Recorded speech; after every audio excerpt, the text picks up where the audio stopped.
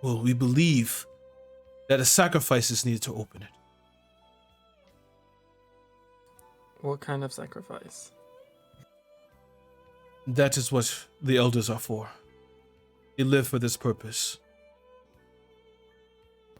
So you mean a blood sacrifice? Yes.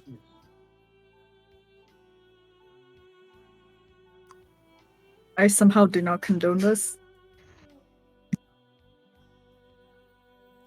I'm trying to find a way of not disrespectfully saying, like, that's a fucked up god to require blood. Here's the thing, your culture's wrong. Yeah, I don't know how to say it, though. Imagine, right? Imagine. How dare you? Culture's wrong. You're a mistake. Big mistake. Yeah, Oh that's a- no. I just. Hello everybody. Welcome to episode 18 of Return of the Cassiopeia. Now it's ill-named, Phalanx, maybe not. But first we have with us Joshua. Please introduce yourself. Hi, I'm Josh. I will be playing Rockend Debris, who is in a human body with godlike powers and a heart as big as I get out. We have Lavi. Hello, I'm Lavi. Today I'll be playing Ilovia Blight Frightener Valu Nananthi. You know, the more I draw her, the more I discover things about her. It's very strange. I gotta love art, just unlocking everything about somebody. And we finally have Miyago. Amiago, I am playing Bastion, Warforged Artificer, and he's here to fight a seaweed centipede god. Yes.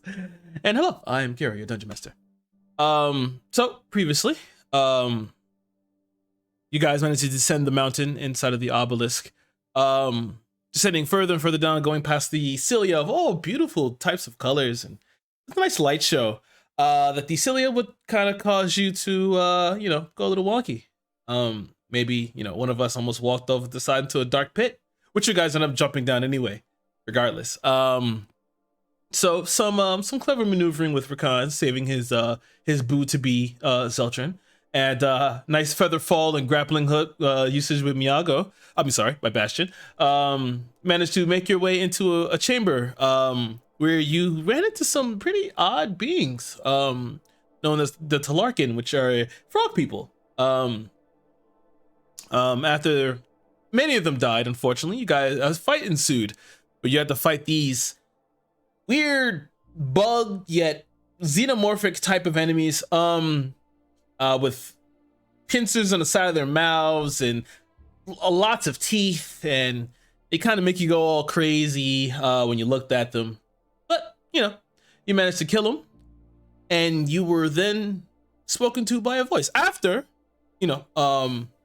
finding the time to actually meet Rikuna, who's now going to be traveling with you, as you guys have already decided and agreed to help him kill Khamur, the being inside of the mountain. Thankfully, you guys tried to have a long rest inside of the cave, inside of this area. However, it didn't turn out to be so. It wasn't meant to be for some of you. Anyway, after killing a few of the same enemies in their larva state and adolescent states, you were invited to go deeper into the mountain where you were to confront Khamur. You made your way down. Made your way to a large, sprawling, spiraling chamber. And you got to see... you got to witness the majesty of that is Khamur, and see that he is just a gargantuan centipede-like entity where the cilia that you encountered were all part of him, all from his own body. And he kind of unfurled as he seems to have just woken up, and he's hungry. And we will begin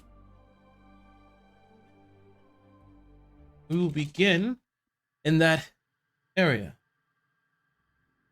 Khamur's 6 eyes beaming red in the darkness, the purple and greens of his cilia glowing against the cave, against the mountain wall. Are you confused? I could be misremembering, and I probably fully am. I thought there was no cilia in here, and it was just like all marble. No, it's marble, but when he unfurled, all that cilia is from his body. Right. Okay. You're not escaping it. But you see as the glow hits the cave wall, he unfurls, and we're just going to go ahead and get straight to it. Just in case of anything. Just in case. Let me have your initiatives, please. Alright. I have Gift of Alacrity, so I get to add a die 8. to my Wonderful. initiative. Wonderful. Oh, I got a. Well, I got a 14. all that I got a 12. Yeah, Elovia got 8 and Volcon got 12. 12. Bastion 12.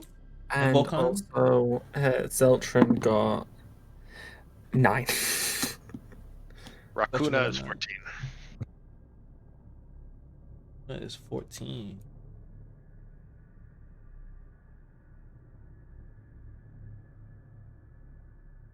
Roll his in.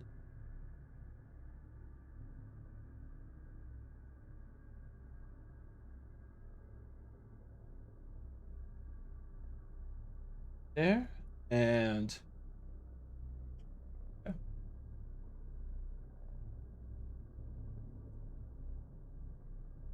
No, I picked up on my Steam by accident. Gonna want to update. I don't want to update. I It don't need always it. wants to update. I knew it. I knew it. I love the transition.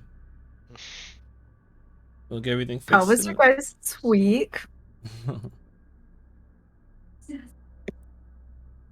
week's not bad. My week's alright. It's okay. I'm trying to fill out the Pokedex, which is taking forever.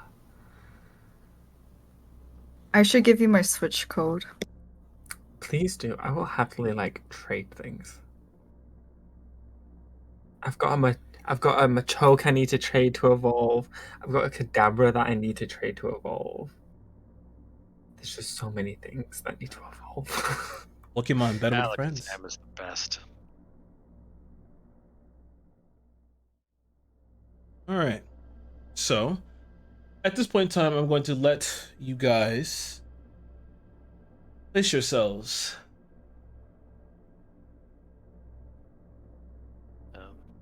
How do we do that? Well, you gotta tell me where you're gonna go. Oh, Once I okay. get through all, once I get through all Is that a this, thing we can do? Okay. I wish. Oh, Are okay. there cannons on the side? There are cannons on the side. Yeah, that there were 4 artillery pieces. There are definitely cannons on the side, which is interesting. Gotta love flare actions. Are Or they we are, could climb up and use the cannons against him. are they layer action? There are always lair actions. We could be level 1s fighting rats, and there would be lair actions. Can you imagine? I don't know. I think one of them cannons is mine to use. That's what I forgot.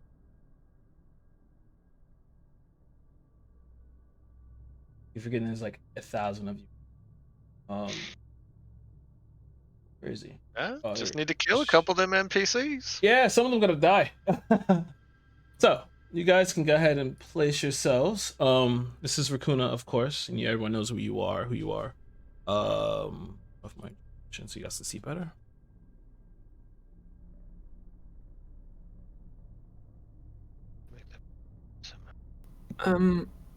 So for me, can I be anywhere? Just not past, like, you can't go past this Mason-Dixon line pretty much. You can go up to here, actually. I'm sorry. You can go up to here if you want to go up to him, you can. But just about everywhere, just can't get behind him. Okay, cool. Definitely don't want to go back. Can I, so the broken half of the pillar, Mm-hmm. can I be on the right, side of that, but a bit to the bottom, if that makes sense? Like right here? Yeah, right there. Okay, That's great.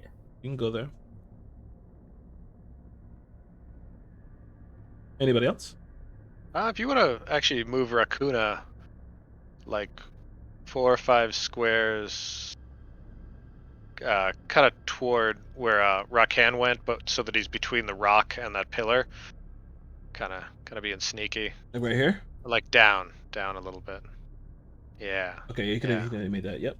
Just slinking along the side of that rock. Okay. Stealthy like. Then I'm okay being exposed. Okay. Lovia? Oh no. Oh no, she's frozen. She's frozen. There is no Elovia. There never was. There never was. There was. Oh, there we She's go. been dead for 100 years. Okay, welcome back, Lavi. Maybe. Looking for my earphones in case I have to switch. Okay, gotcha. Where would Zeltron like to go, Rakan? Funny you should ask. Is there a hotel nearby? Okay, I think he probably could do with being on the high ground. Where you want to put him?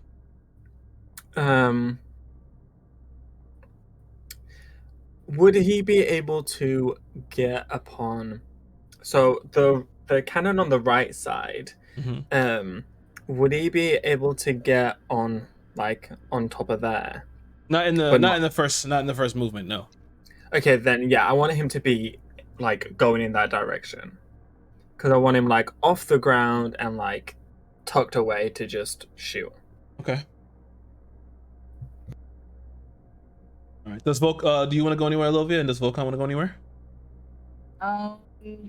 Good question. Are these 5 feet each? Yes.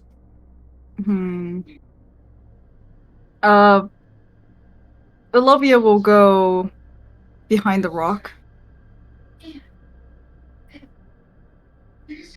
And then Volkan will go behind the pillar in the center. All right. Sorry, Kira, I meant the other cannon for Zeldrin. How dare you? Here. Right here. He's making his way. He's making his way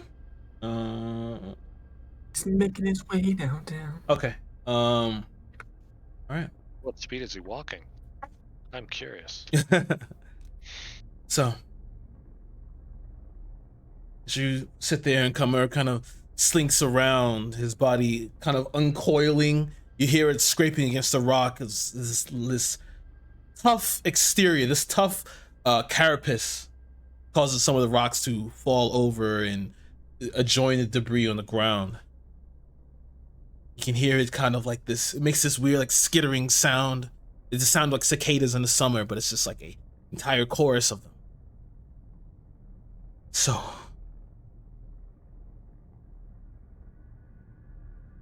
will you be dinner? Not today.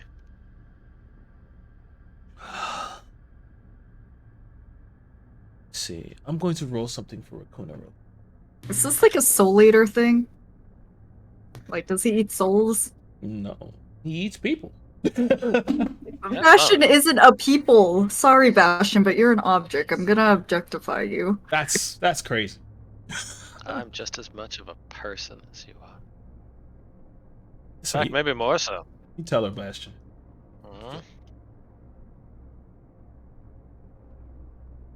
Sorry, Elovia doesn't care for your feelings. Wow, that's crazy.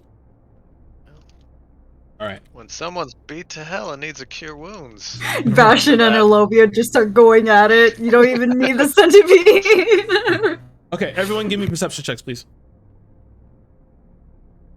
That's a fight/argument I'd love to see.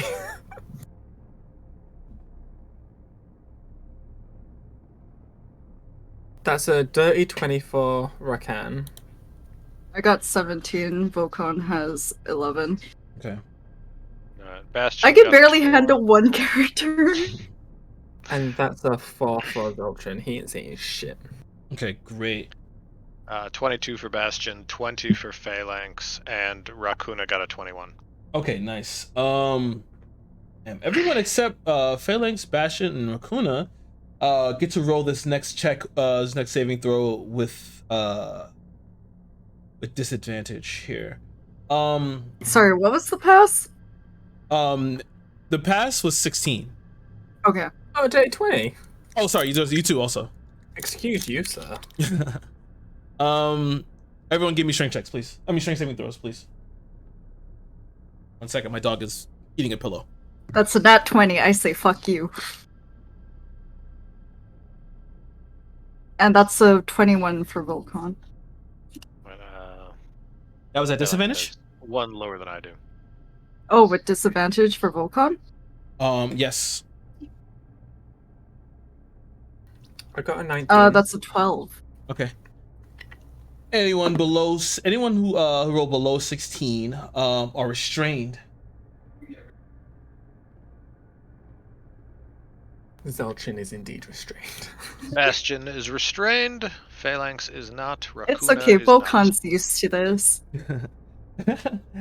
And take 8 points of piercing damage as Cecilia rise from the rocks.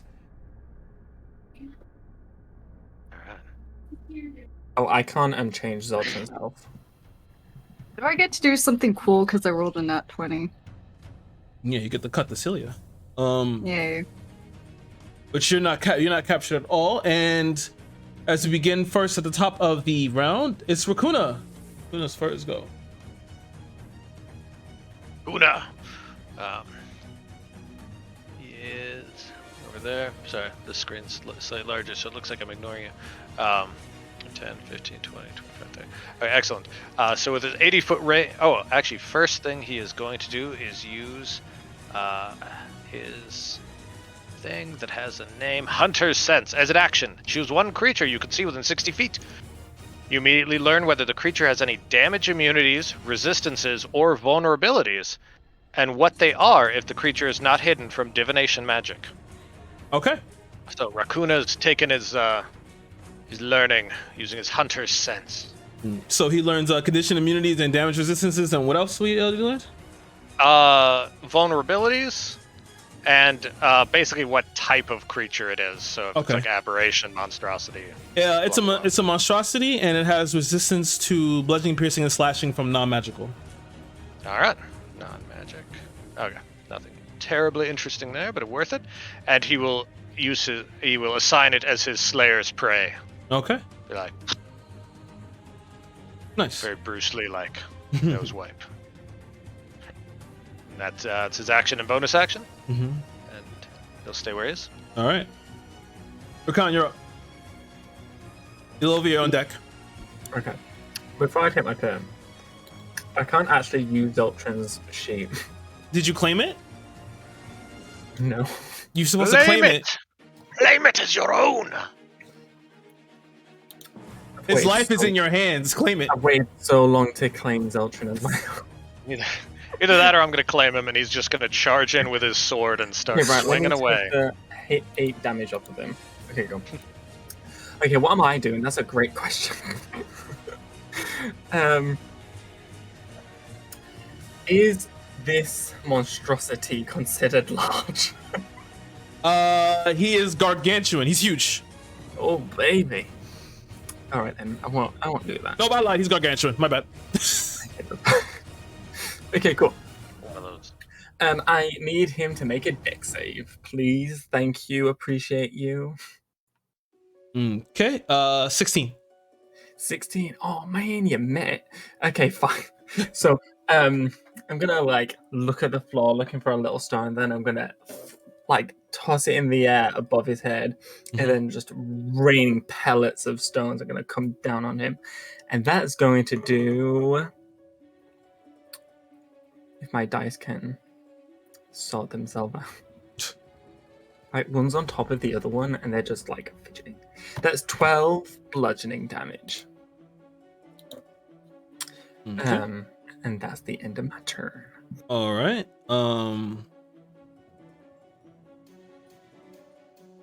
Elova, you're up. I'll cast Armor Bag at this. That's my turn. Okay. Volcon, you're up. he's restrained. Do I have to make a strength check? Yeah, he has to make a strength at the end of his turn. At the end? Yeah. He can still cast spells, right? Yeah. Okay.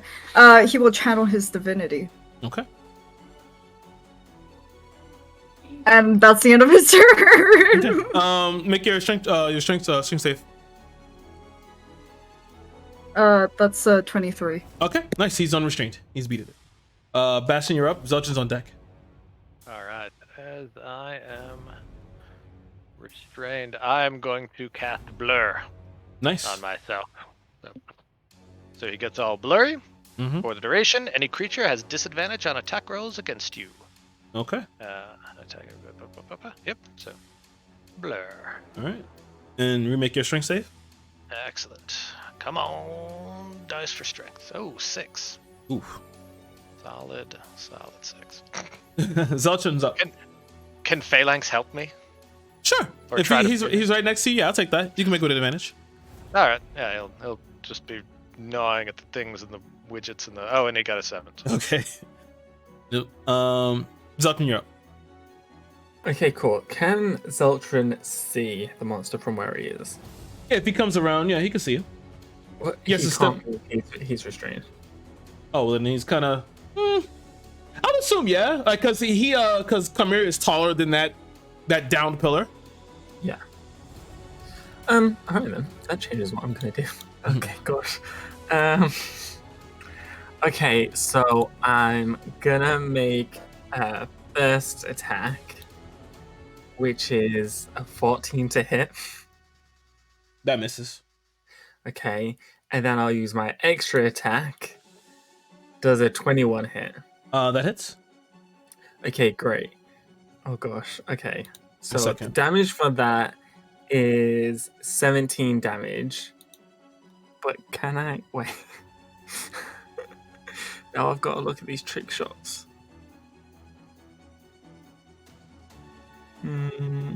Oh, that second attack you gotta make with disadvantage because he's restrained. I had to double check that, make sure. Oh, okay. Okay, never mind. It Yep. doesn't do any damage. That's a 13 to hit, so never mind. As a bonus action, Okay. he's gonna second wind himself, which is a D10. Okay. Plus 7, so that's 11 HP he's going to get back. And then he'll make the strength save to get out of the restraint. Mm-hmm. Look at me being a fire. That's a 12. Nope. Okay, And his that's turn. the end of his turn. It's now Khamur's turn. Khamur is going to. You watch as he wriggles around first and then dives down into the ground. He burrows. Bring it up. He resurfaces here. Rakuna, no. Also. Okay. So you watch as he is going to first. Yeah, he's within it. He's going to multi-attack Volcan first. It's 20 to hit. That hits. All right. This is with the bite attack. You watch as he works around with his mouth. 17 points of piercing damage. And I need Volcan to make a dexterity saving throw.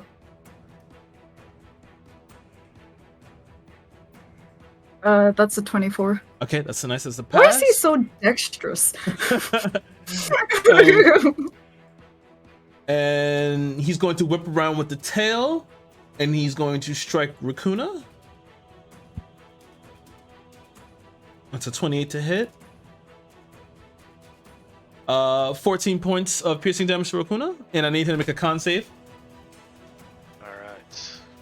14 damage. There we go. Con save for Rakuna. 12. Whoa, oof.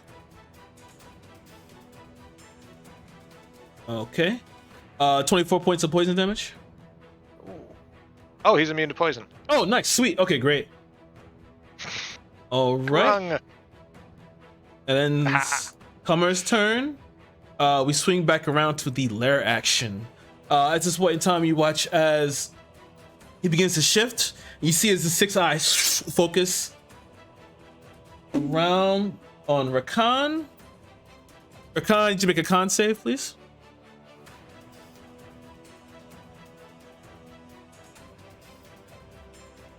It's a 21. Nice. Fuck you, cannons. That's not the cannon. Oh no, then what was it?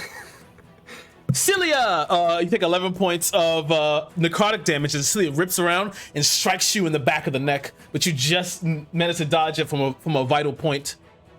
It is now Rakuna's turn. All right. Let me check. I gotta check one rule real quick, Mm-hmm. just to see if I can. Okay, never mind. Yeah, I was trying to get out of an opportunity attack, but it seems like he's gonna have to just suck it up. He's gonna like hop 15 feet to the other direction for my pen pointing. There we go, that way. Like towards Zeltron. Kind of taking cover behind Zeltron. Gotcha. Like right here? Yep, so Okay. he's probably leaving a threatened area if the thing still has a reaction. So hopefully he misses. He's not going to take it. All right, sweet. He will really aim his one shot carefully using sharpshooter with his short bow. Mhm. There we go. Does an AC 19 hit? That hits. All right. So he gets to deal 20 damage plus the die 6 from his Slayer's Prey for a total of 24 damage from his exceptionally well-placed shot. Is this And then, magic or non-magical? this is a non-magical short bow. Okay. So, and he's going to take another shot because, well, that worked great the first time. Nice. AC 16. That does not hit. All right. So he takes his 2 shots. He did his Slayer's Prey bonus action. Oh, he's got a healing spirit he could put up. He's not going to do that just yet. Okay, he's done. Okay. So at this point in time, you see as the cilia that are holding you all, those that are still restrained, they begin to release as it begins to shift it around again. At the end of Rakuna's turn, he's going to take a legendary action. He's going to bite toward Volkan again. This is directly in his face. 21 to hit. That is 18 points piercing damage, and he needs to make a dexterity save.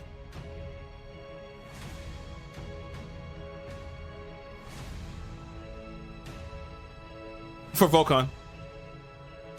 Oh, sorry, I was not paying attention. What? So Volkan, I was looking at something. Volkan got hit for 21. And he took 18 points of piercing damage, and he had to make a dexterity saving throw. Okay. Yikes, that's a 9. It's a 9. Okay, so you watch as he bites down on Volkan, and then as he pulls his head back, Volkan is gone from that area as he begins to swallow him. Well, that's unfortunate. That's Rakan, you're up. Ilova, you're on deck. Okay.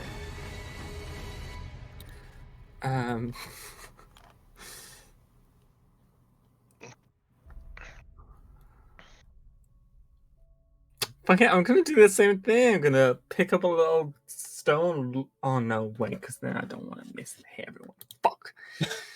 Damn AoEs. Okay, then Oh, okay, I know. So the squares are 5, right? Yes. Okay, great. I want to go completely diagonal, so I'm behind him. Mm-hmm. So you want to go Yeah. here? Yeah, that's great. And then I'm gonna he needs to make a dex saving throw.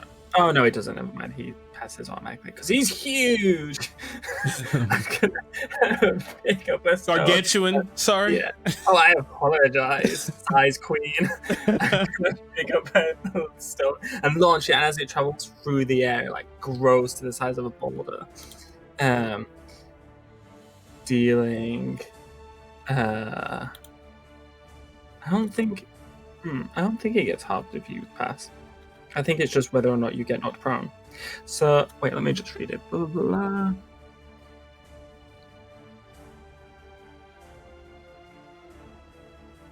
Okay, no, you do take half. So that's 17 bludgeoning damage, and then the boulder, as soon as it hits, goes back to being a tiny little pebble. Okay. Nicely, the rock strikes against him, but his carapace still has a sheen in the glow. Rakan, that's you. Yeah, that's me. All right. Lova, your turn. Can I yell out to Rakan? Sure. What saves are the majority of your spells?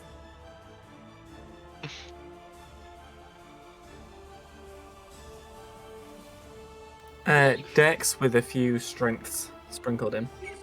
Alright. I will cast. Hold on, I'm not on Olivia's spell page. I will cast Hex on it Okay. as a bonus action. Hex affects ability checks, but doesn't actually affect saving throws. Oh, those ability checks. Alright, you know what? Yeah. Fine then. You want to make a stealth Um, check or something. Well, there were two options. It was either Yeah. that she Oh, does no, that Hex or is still good. Yeah. or she goes and rages because her husband was just eaten.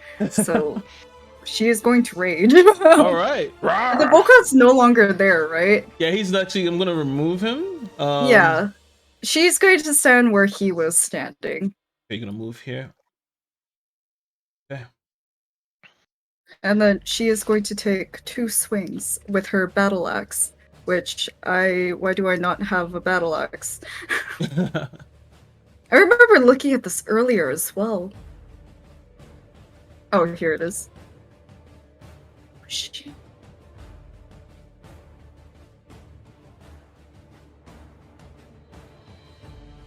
That is 26 to hit That hits.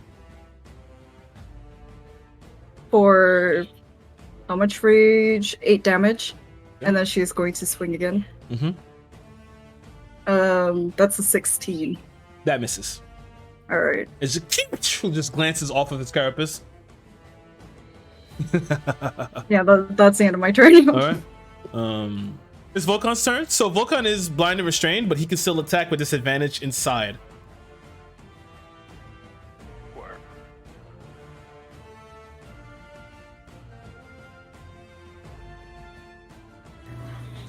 What is he bound by? His innards. He's currently down the digestive tract. He's getting swallowed. Okay. How big is this digestive tract? It's kind of big, but then it has like acid and it's like kind of constricting him as well. Right. Well, what are you trying to do?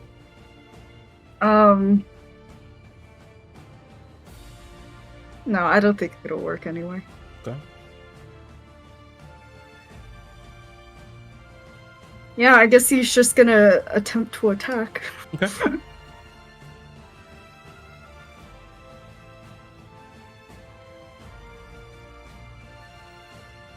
That hits. Oh, never mind. Yeah, that's a 15. Yeah, it misses. And that's his turn. Okay. Bastion, you're up. Zeldrin's on deck. Alright. Yeah. Bastion, being restrained as he is going to... No, you're not restrained anymore. It released. Not anymore. Oh, not at all. Okay, oh, excellent. Let me see. So I should be able to move up right next to Elovia. Blurry as I am. Phalanx at my side. And just going to try to hit him a couple of times with my magic sword. All right.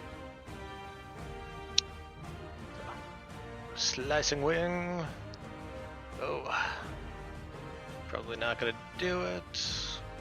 There we go. AC 13 is going to miss. Let's try another time. AC 21. That hits. With a second blow. All right. Let's deal a good clean 9 damage with a magic weapon. Mm-hmm. And then bonus action will have Phalanx use his force-powered rend. Nope. AC 14. Nope. Not going to do it. All right. So I got my hit in.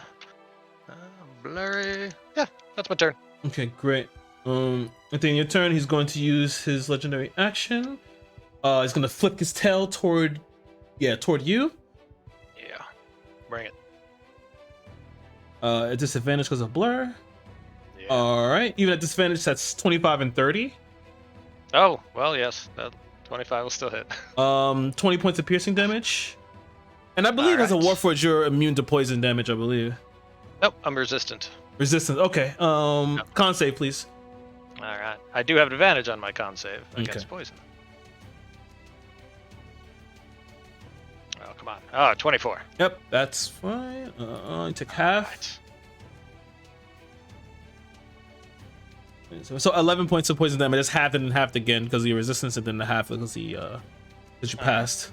There we go. Zelchin, you're and up. then I was going to use my reaction to use my shield of repulsion to throw him back 15 feet. Sure. You can determine what happens what happens. If he hits that pillar, if that does damage, if that just knocks him over the pillar, if it does nothing. Okay. Up to you. But Yeah. What's the save on it? none. Oh, it's okay. If he hits me, I get to push him back 15 feet. Okay, so this hits. Yeah, he'll take some damage off that.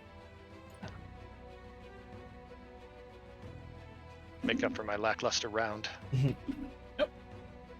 I'm gonna make a con saving throw. He to slams retain against blur. the pillar as the pillar slightly moves a bit. As he begins to recenter himself, you see his eye, like a set of his eyes moves towards Zelchin as well, seeing him just to his left. And speaking of which, it's Zelchin's turn. Is I maintain Zelchin my concentration. is Zelchin still restrained? Yeah. No. That went away. No. Oh, great. Then he's moving way back, all the way back, Where is he going? like to the wall. Okay. Okay. And then he is going to he's okay, so he's going to he's going to fire with his gun, which is a nat 20 for a 30. Ooh, okay. Nice. Ooh, yes. Which deals the worst amount of damage ever. 17. Okay. And hold on, because I want to try using one of these trick shots. Okay, he makes a strength saving throw. I mean, he's gargantuous. He's probably going to pass. Yeah. No, he fails that. Nice, he's prone. He's immune to prone. Well, fuck you, Karen.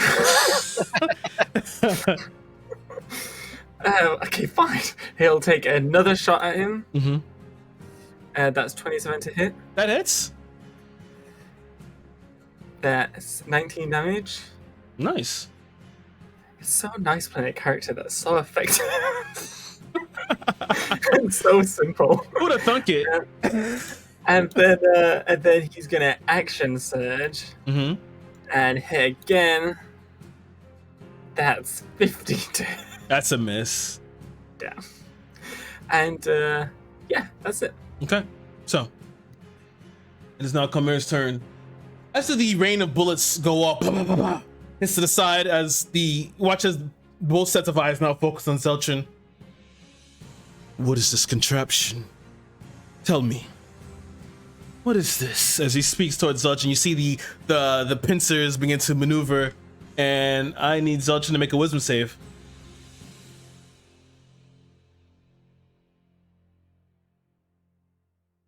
He never was the brightest, that's a fall.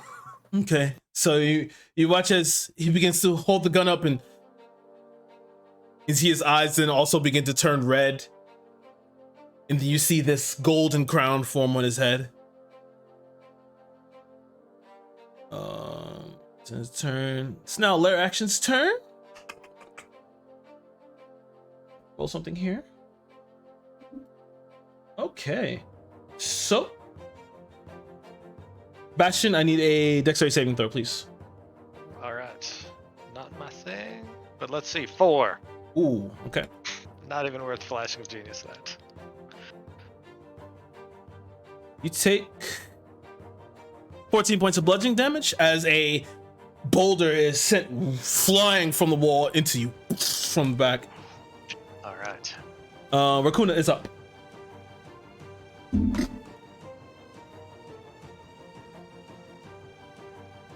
All right. 25 to keep my concentration on blur. Okay, nice.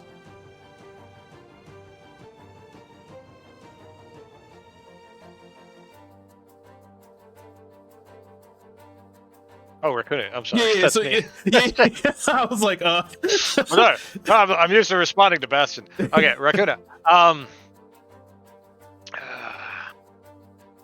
He sees the craziness that's going on with Zeltrin, mm-hmm. and he's gonna move kind of up and a little bit on like the other side of the pillar from Khamur there, and he is going to cast Fog Cloud on Zeltrin. Okay. So, I love it. So there's a 20-foot radius sphere of fog centered on Zeltrin.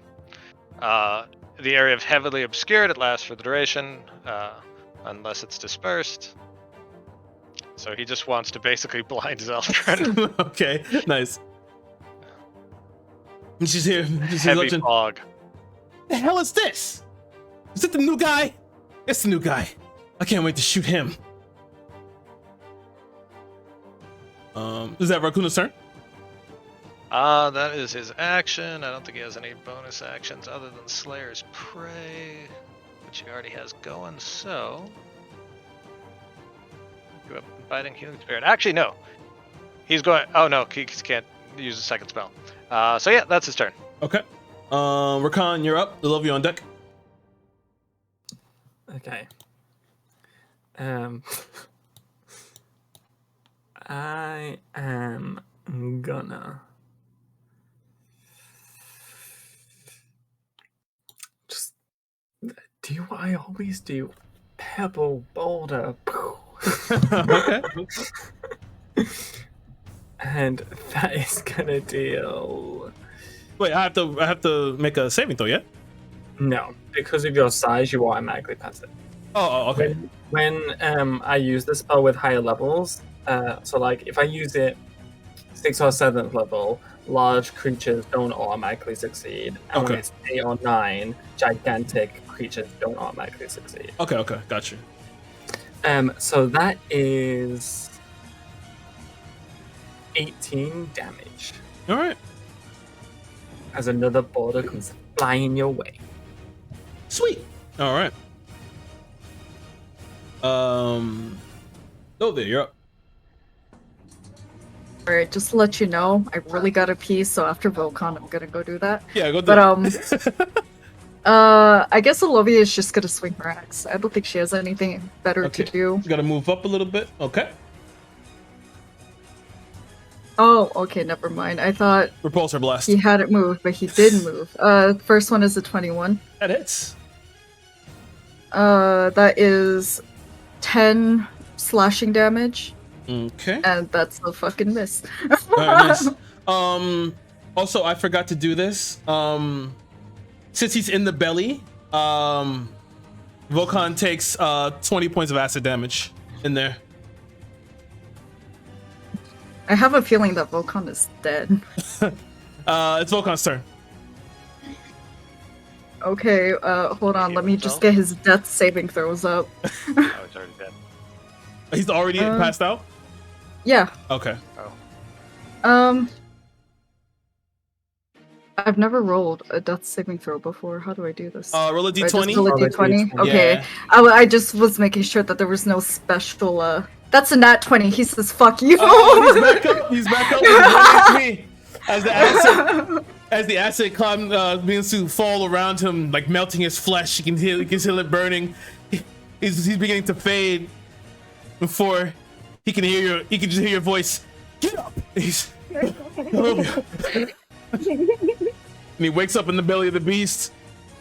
Now He that gets happens at the beginning of his turn. yeah, he gets a turn. Yeah.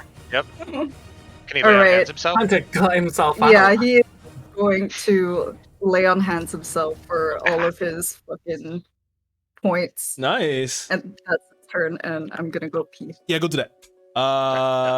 Bastion, you're up. Bastion is going to move away from the creature and toward that cannon, because I'm curious, because those haven't come into play yet. A little more laterally, so move him up. Oh, sorry. A little So like right here. Yeah, could yeah, go that right looks here. good. And then he is going to unhinge his jaw and use his scorching ray. Mm-hmm. So, well, that one probably missed 11. Mm-hmm. What you get? 15. Miss. God damn it! Come on. God damn it! 15 again. No. All 3 of my scorching rays missed. If only I could roll above 10. I've got any good bonus actions. Phalanx is going to use his force-powered rend Mm-hmm. because he's still next to the creature Okay. for a 19. Ooh, that hits.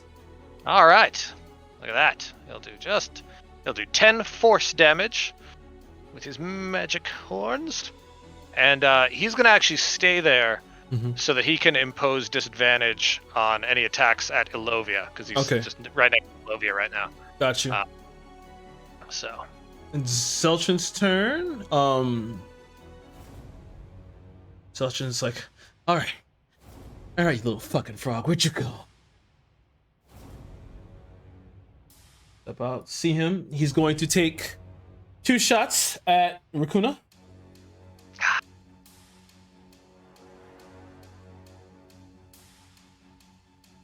Which weapon would you like? Well, he's going to use the his main one first, and then he's going to use the he's going to use the both. Use the same one, both times. Okay. Keep it simple. That's 17. That'll hit.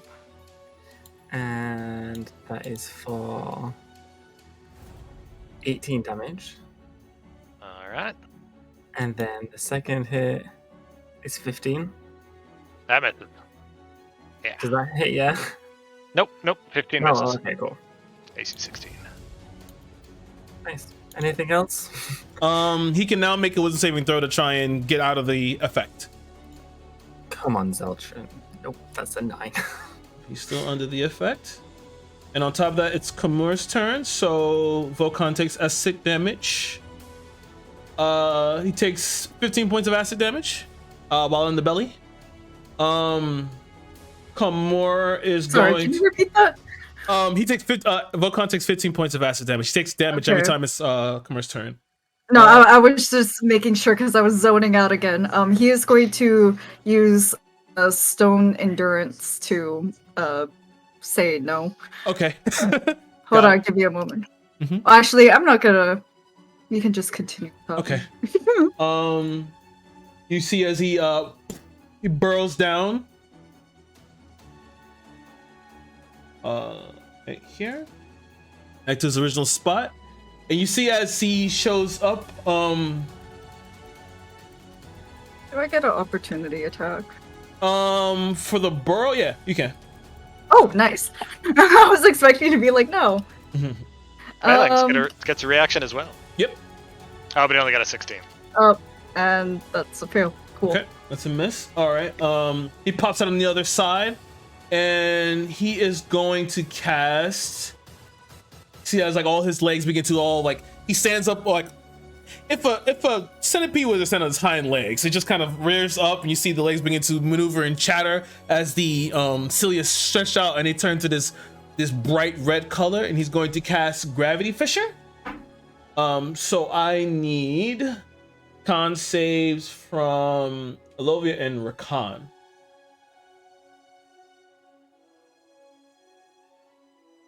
Con, yeah? That's a 15. Okay. Yeah, con. That's a 10. Okay, both fails. You take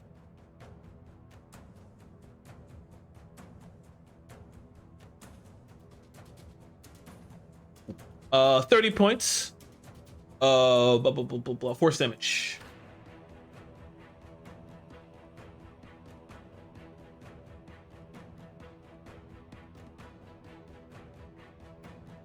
Okay. That's going to be Khamur's turn. With that, since he didn't maintain focus on it, Zeltrin is released from Crown of Madness. It is now the Lair Action's turn. I'm going to roll. Okay, this is for Raccoona. Raccoona has to make a con save, please. Raccoona is going to make a con save once I get his sheet up. There we go. Ooh, natural 20 for 23. Nice. Okay, he only takes 13 points of necrotic damage. All right. And it is Raccoon's turn. Rakan, you're on deck. All right. Raccoona is going to use a second level Cure Wounds on himself because he is messed up. There we go, recovering 11 hit points. And then he is going to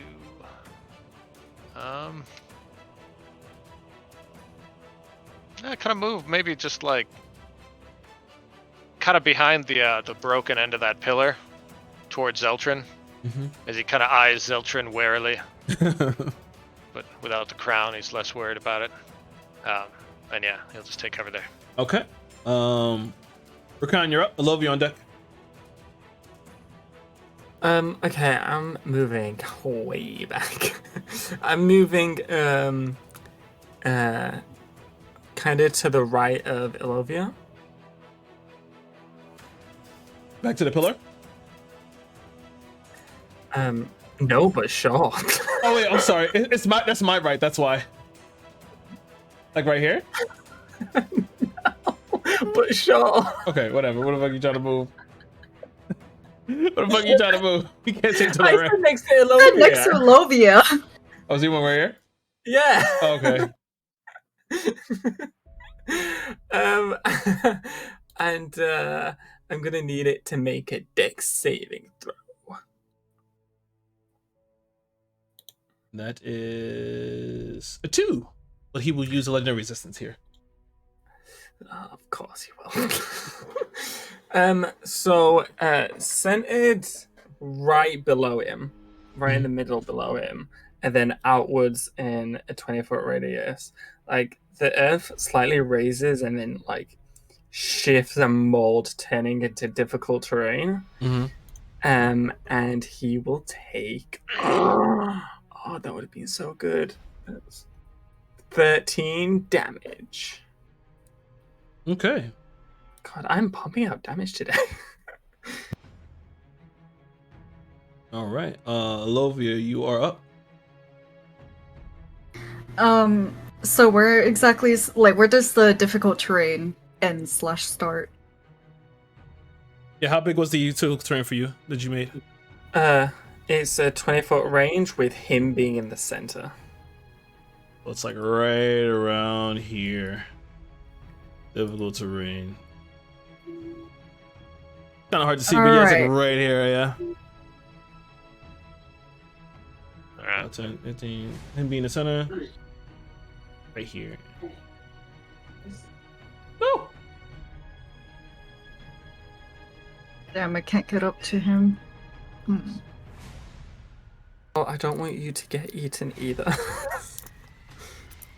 Olivia can handle it. I don't think Volcon can. Get me out!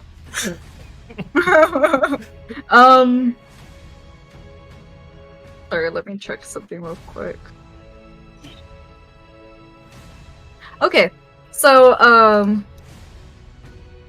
yeah, she doesn't really have a choice, but actually,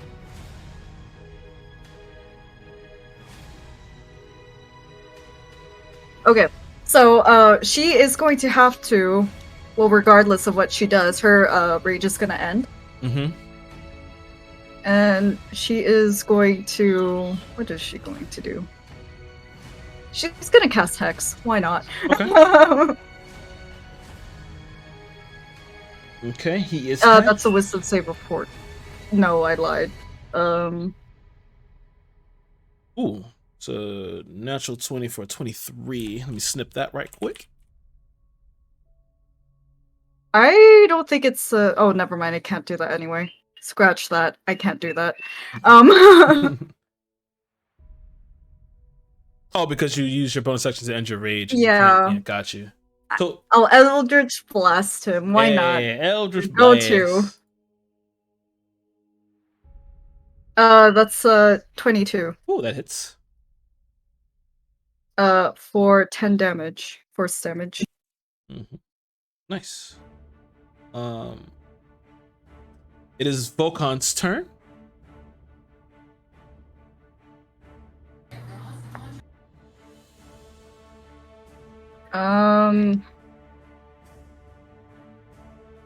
He is going to cure wounds himself. Okay. And that is going to be his turn. All right. Cure wounds himself. Bastion, you're up. All right. Do I have line of sight on Khamur? Yes, you do. You can see him. Okay. Excellent. I am going to hurl one of the Choka spheres at him. Hey. So he gets to make a DC 15 dexterity saving throw. He fills out with a 2. All right, so he takes this much piercing damage, and you can determine whether it's magical or mundane, because you know more about chocospheres than I do. And chocospheres are mundane. All right, well, 18 piercing, so have that to 9. Mm-hmm. That's not a phenomenal use of a turn. And I'm going to continue to move toward the cannon. How tall is that pedestal that it's on, that stone? It's 20 foot up. 20 feet up? Okay. Mm-hmm. So I moved 5, 10, 15, 20 to get there. So I could start climbing, get like 5 feet up. Mm-hmm. So I'm going to start climbing, get like 5 feet up. All right. And yeah, that's probably what I'm doing. Okay. I tell Phalanx to stick with Elovia. Okay. Moves towards you. Zelchin is up. Okay, so he is gonna get a bit closer, just like next to the pillow, next to the frog. Right there. Yeah, and then he's gonna take a couple of shots. Does a 24 hit? That hits. That's 12 damage. 14 doesn't hit, right? No. No. No. And that's it. Have a nice day. All right. At the top of Khamur's turn, Velcon takes 20 points of acid damage, and you watch as Khamur coils up again and his cilia strains out, and I need everyone to give me a Constitution save, please, as he raises his cilia and then drops them into the ground. That's a 26. Nice. Volkan doesn't need to make one, right? He doesn't. He's good. I'm going to flash a Genius Mind to turn it into a 19. Okay, nice. Anyone below 17, which not a lot of you didn't, are stunned. Zelchin's fine. I'm Flash a not. Genius. Raccoon is stunned then, because he got an 8. Okay.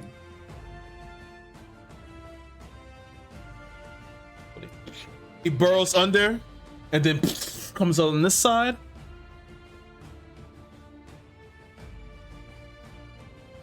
At the end of his turn, and it's going to be the lair action's turn.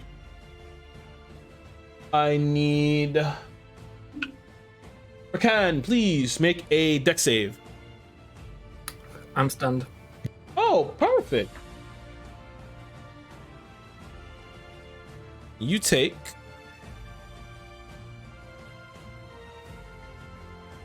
15 points of bludgeoning damage as a rock strikes you in the face. It is Rakuna's turn. Rocks have betrayed me. Alright. Raccoon is stunned by the thing. Nice. So at the end of Rakuna's turn, he's going to take a legendary action and he's going to attack it with his stinger. That's a natural 20. Oh fuck. Let me snip this too.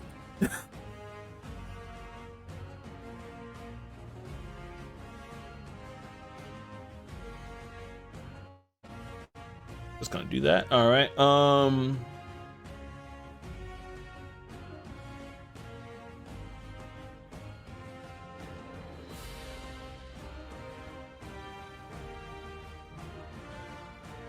42 points of piercing damage for the tail sting.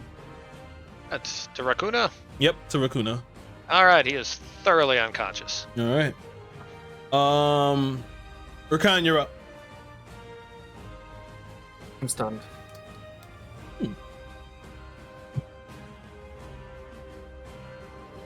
Lovia, you're up. All right. More swingy swing. Well, first I'm gonna bonus action rage again. Roar. Mm-hmm. And then yeah, swingy swing. Go over here. Okay. Please swing. That's a 15. That is a whiff. And that is a 22. Ooh, that hits. For 15 slashing damage. Okay. How beat up, not beat up is this guy looking? Yeah, I was just about to describe that. After your attack with this, you see that you finally crack into its carapace as some of the membrane begins to spill out of it. You hear it slightly grunt as it begins to turn and focus completely on you now. As you've been able to, everyone's wounded it, but you finally cracked its carapace. It is now Volkan's turn. He is going to attack. All right. I also just remembered that he has. That is a 22 to hit at disadvantage. That hits. For 5, a whole whopping total of 5 damage. Oh shit. 5 damage. I just remembered something. What? It's alright, I forgot. I wanted to cast Branding Smite before I did that. But... Oh, okay. Alright. It's Volkan's turn. Bastion, you're up. All right, Bastion is going to climb the last 15 feet up that with his 30 feet of movement. Yep. Halved, should be able to do that. And then he's going to check out that cannon. What's up with that cannon? Okay, looking at the cannon, you see that you see that it has like a switch on the side with these weird inscriptions on the side. It's like a lever, and then to the right, and like on the cannon itself, it's very intricate. But on the inside of it, like on the side of it, you see that it has like these weird runes. But like there's like these this odd picturesque like streak that kind of goes back toward where you would load in a shell. But there's nowhere to load a shell. But there are handles you can see in order for you to maneuver the cannon itself. All right. You know, he's gonna grab the handles, point it at Khamur, and pull the lever. All right, you pull the lever. Give me. Do you pull it? Do you pull it or push it? You pull it. Oh, whichever way it seems to move. Okay. A little bit of both. So I'm gonna say you pull it. With the pull, please give me an attack roll. All right. Do I add proficiency? Do I add a modifier? You can add your dex modifier. Whatever your attack modifier is, you can add that. Okay. Well, if it's a magic weapon, I can attack with my intelligence modifier. Yeah. Okay. Yeah. All right. So it will be this plus 8. Where's the die 20? There we go. Oh, for an 11.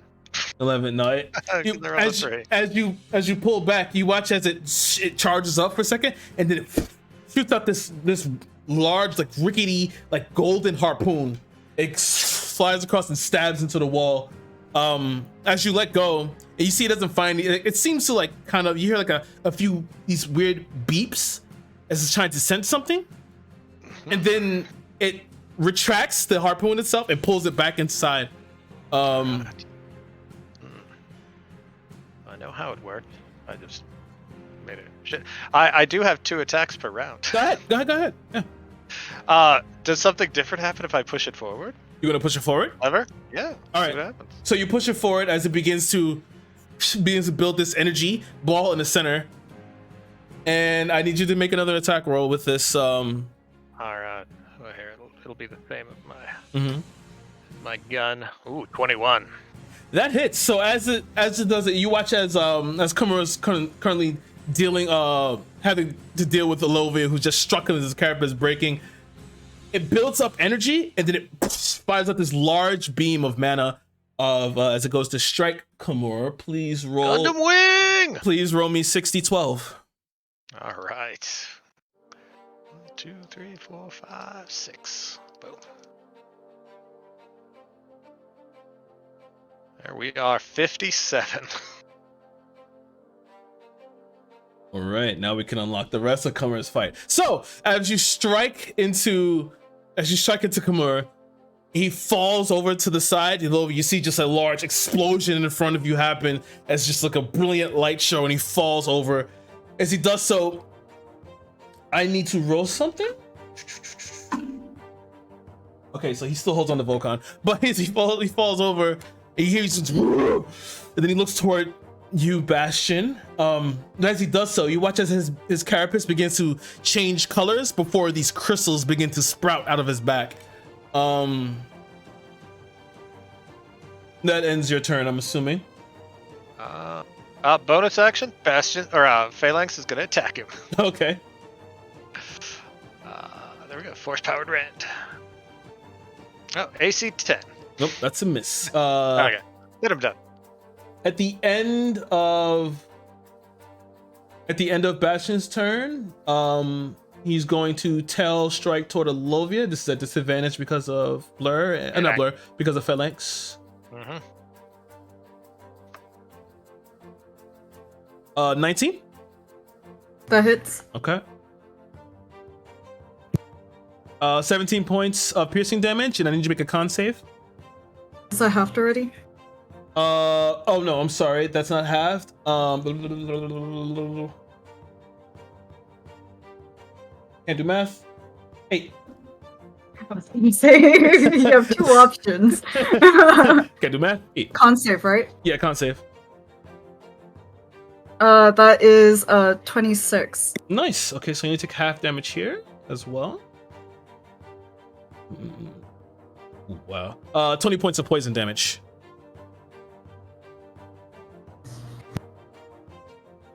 After already, or? That's already half because you passed. Oh, you're also immune to poison damage because of totem, right? Because you're a totem barbarian. I'm not immune. I'm pretty sure I'm resistant. To poison, yeah? Because you're raging, yeah? Yeah. Okay, yeah. So it's so 10. Okay. It's Zelchin's go.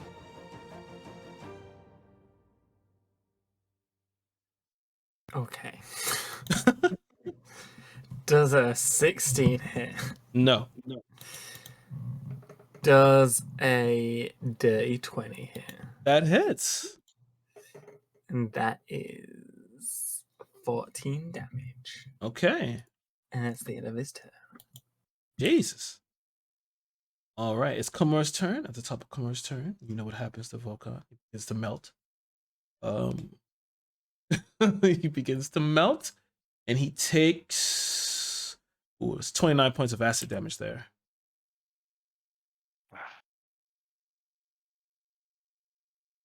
At the top of the turn, still Khamur's turn. Khamur is going to sing what you've done and the damage you've done.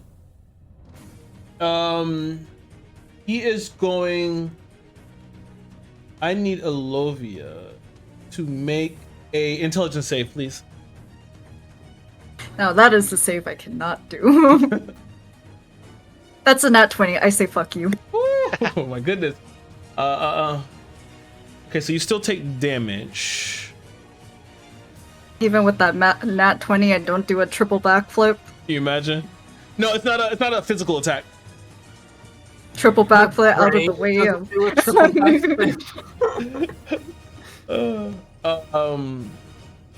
only thing you're not resistant to is psychic damage, correct?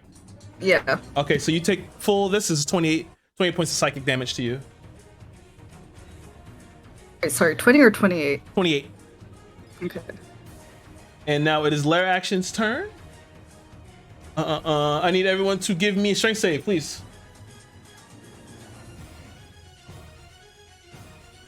Yikes.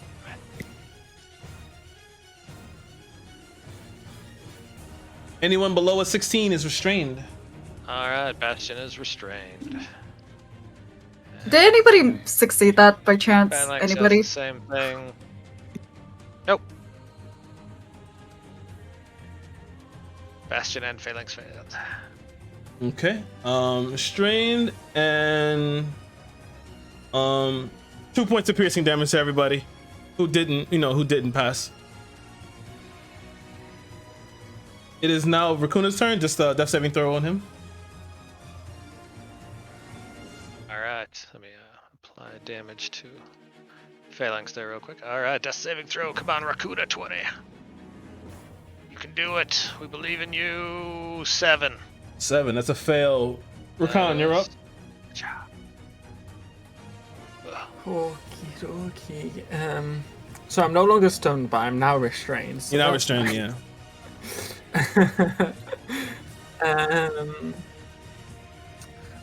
What am I gonna do? I don't know. There's just so much AoE. I really need to get some single targeted spells. Alright. Just go for a cantrip. Does a 25 hit? That hits. Yay! Come on, 1d10. Go banana. Yay, that's 4 damage as I fling a rock at him.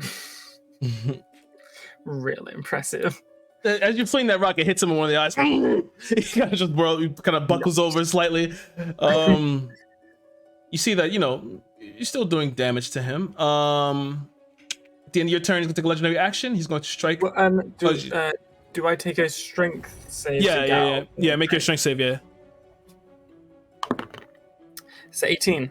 Hey, nice. You're free. He's going to take a tail swipe at Lovia. That hits 23. Actually, no, sorry, disadvantage because Phalanx is right there. Okay, still works. So it's already halved 9 points of piercing damage and another con save, please. Me? Yep. Alright. That is 21. Still pass. Jesus Christ, well, you hanging on, girl. It's Volkan's turn. Volkan's turn.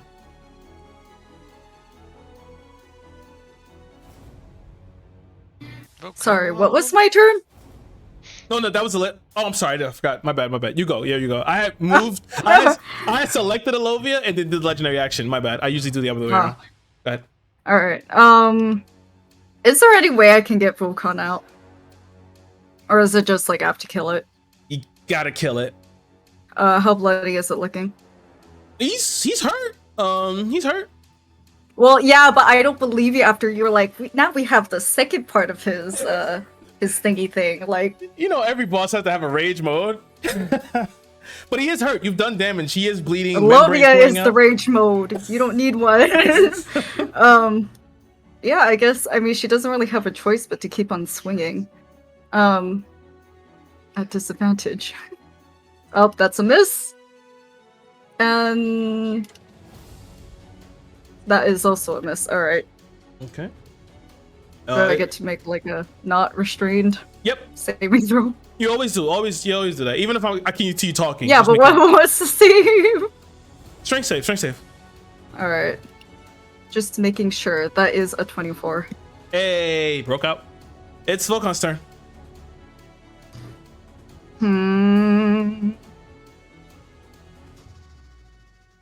He's on 1 HP. But I don't think a Cure Wounds will save him. Mm-hmm. I'm pretty sure it would do more damage than Cure Wounds would heal him. So he is going to bonus action branding smite and then attack. I just realized that he has 2 attacks. 6th level paladin. I hate myself. I was looking at his character sheet too earlier. I was like, okay, I gotta familiarize myself. I did not familiarize myself enough. Okay, well that's a miss. Uh-huh. And that's 22 to hit. That hits. That's 7 not branding smite damage and He can. 8 smite on branding top smite damage. if he wants to. I think it's. Sorry, what were you saying? He can dump a divine smite on top of the branding smite if he wants to. Hold on, sorry. Yeah, it's spell First slots. time playing Paladin. I didn't see his smite though. I was looking for it earlier. What is it under? Oh, Every paladin has it at 2nd level. Yeah. Mhm. yeah, but where is it? I don't know. Divine E- smite. either way, it's a spell slot. It's a D8 for every additional spell slot. So it's 1D8, and then you add 2. Starts at 2 and then goes up a die 8 every spell level Every beyond spell. the first. Yeah. So 2d8. So 2D8, and then depending on what the spell slot you cast it on, it increases 1D8 for each spell slot. Okay, but he just used a spell, which is branding smite. No, you don't need to use a spell for divine smite. It doesn't Oh, count as wow. a spell, so you can just do it. Yeah. All right, that is 5 more damage. Wait, no, that doesn't make sense. No way. Okay, I am so confused right now. Let me see. Yeah, no. Maybe my next character will be Paladin so I can learn this class.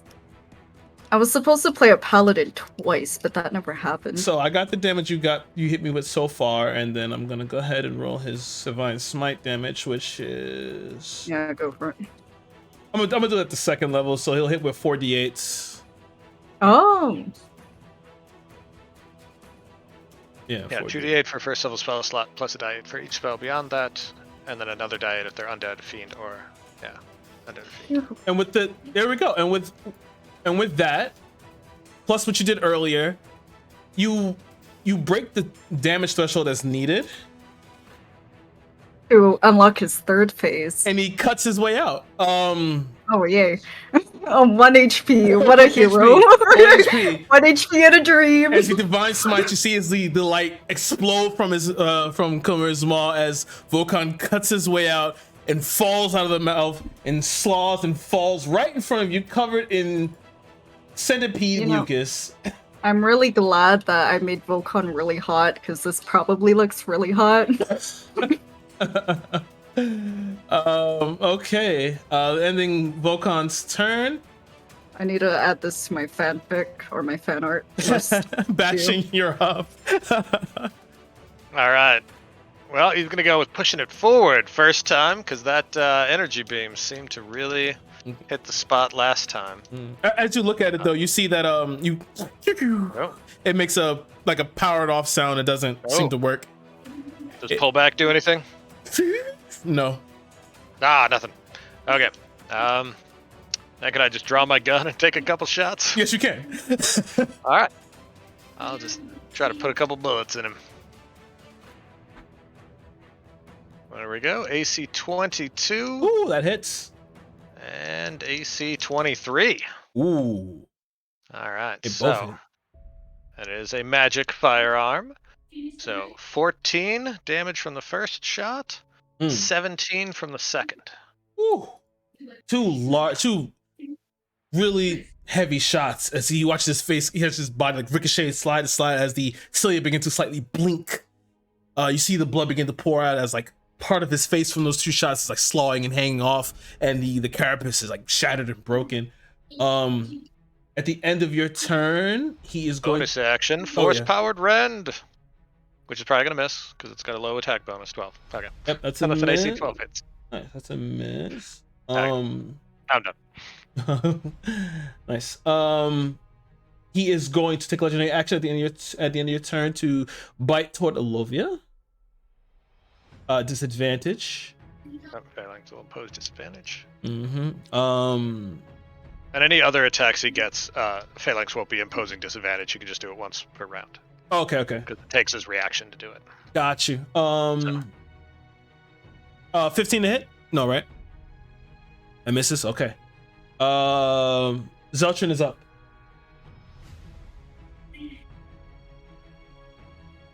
Does a 27 hit? That hits. That's 14 damage. With a mundane gun. Does a nat 1 hit? No. Your gun is broken. Are you sure? Are you sure about that? No, but the gun misfires and it will need to be repaired. Oh, wait, but I have something for that. You do. Use my reaction to roll a d20. If the number rolled is higher than the weapon's misfire score, which was a nat 20, bitch! Ooh, okay. Fuck you and your misfire. Clears the chamber. That's your turn? Yeah. Okay. He's going to, at end of Zeltrin, legendary action, he is going to tail swipe Volcon. Can I? Would it be possible for me to sacrifice an action to protect him, like my entire turn? You want to? Sure. That's an 18 to hit. That hits. Okay.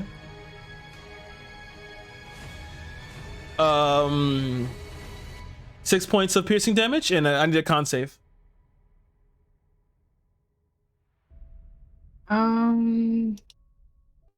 That's 24. 24. Oh, you beefy girl. At the end of that turn, it is now Khamur's turn. Khamur is going to... Maybe not. He's pissed. He's very pissed. I need... it doesn't even matter either. This is his last one for the day. I need... Oh, you're all in that line too. Rakan, Volcon, and Alovia, please make con saves. Alovia, you should be fine. Don't say that, because now I'm gonna fail. How dare you? Oh, never mind. That's 25. God damn Fuck it. you. That's a 17. That is a 21 for Volcon. Okay, so you guys take half. Rakan, you take full. It's Phalanx on that line. He probably is. Oh yeah. You got a 9. Oh yeah, he's taking full. All right, you got 11. 11, but yeah. Okay. So to those who failed, 27. To those who passed, 13. It's all right. I'm down. I'm gonna use Stone's Endurance. Okay. Stupid question that I think I know the answer to. Would that be, if it's a successful save, would it still be half for Olivia? This is force damage, so it's halved and half again for you. Okay. What was the initial 13? 13, yeah. Okay. Okay, that ends. Hold on. What's he gonna do? I'm gonna use Stone's Endurance to completely negate the damage, by the way. Alright. He's gonna move here. He's gonna take his time. Yeah, he's gonna burrow and not unburrow. You can take an attack of opportunity, Alovia. Or Stone's Endurance reaction for you. That's just a feature. Sorry, what? Stone's What am I Endurance. taking? No, Stone's Endurance is a reaction or a feature. It's Well, does it say you have to use a reaction or not? yeah, it's as a reaction. Okay, so yeah, he's gonna maneuver himself over here and not unburrow yet. It's not a lair action's turn. Random creature. Zeltrin needs to make a con save. It's 15. 15, that is a failure. And he takes...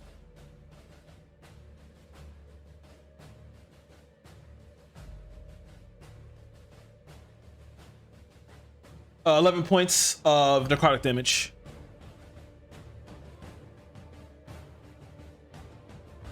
It's Rakuna's turn. He needs a death save. Yeah. 20, little frog man. Oh. Hop up so you can then use your turn to heal yourself. Oh, 11. Hey, At least a nice. success. I'll take a success. Rakan, you're up.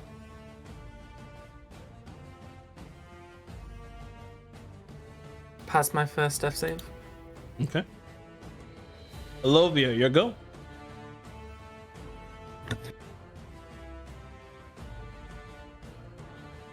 Would it be possible?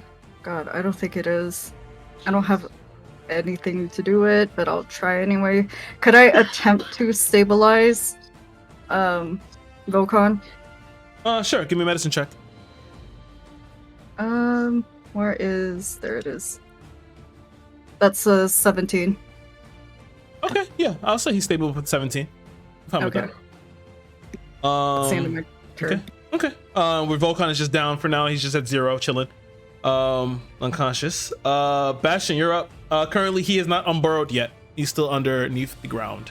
That is perfectly fine.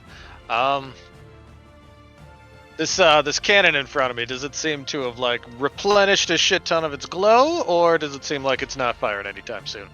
It has replenished halfway. The harpoon is able to be fired. Okay. Yeah, but I want to go help people. So I'm actually gonna take a running jump off of the thing, and then I will actually just use my reaction to featherfall myself safely to the ground. Okay. I got a good number of first level slots sitting around yet. And then let me see. Yeah, where do I 5, 10, 15, 20, 25. I'll get as close to Rakan as my 30 feet of movement will allow. Here you go. And as I run along, I'll pop off a couple of shots with my fire arm. Or no, I can't see the thing. You can't see him, yeah. Let me see what I have. I'm gonna cure wounds myself for now because I'm far away from stuff. So I'm gonna dump cure wounds on myself. Cause I'm pretty beat up too. All right, 19, nice. All right, and then the only bonus actions I have are a gun and Phalanx doing stuff. Oh, I'm gonna command Phalanx to repair himself. Okay. Because that is a thing that I can do. He will repair 2d8 plus 2 hit points. So, and then my turn will be done. All right. Okay. It is attack roll. Belchin's turn. Yeah. Okay. I'll just count the d8s in there. Okay. Does a 25 hit? You can't see him right now, so you'll have to hold the turn. Yeah, shit.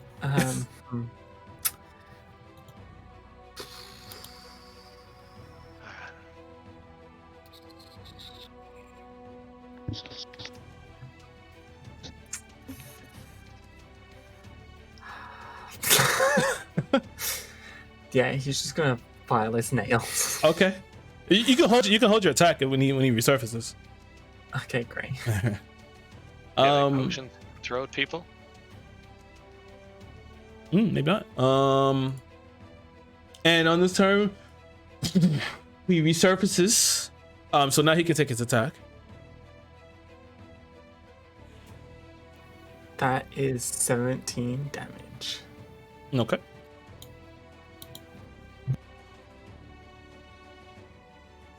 All right. Another hit, but still not enough yet. But it hits him, and you see the cilia begin to blink as they're beginning to seem to be getting lower and lower. His body is covered in abrasions, and his carapace is broken. The membrane is pulling out. He's looking rough. It's his turn. He looks toward, after the shot there, he looks at Zeltrin and he's going to cast, Zeltrin needs to, actually, you know what? No, I'm gonna have him roll for this. I said Zeltrin, but he's gonna roll.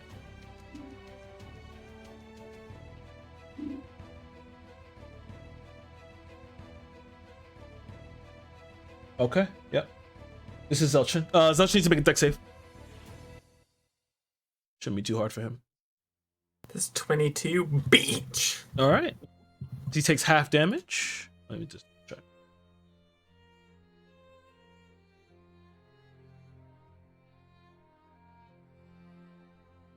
I gotta roll it. All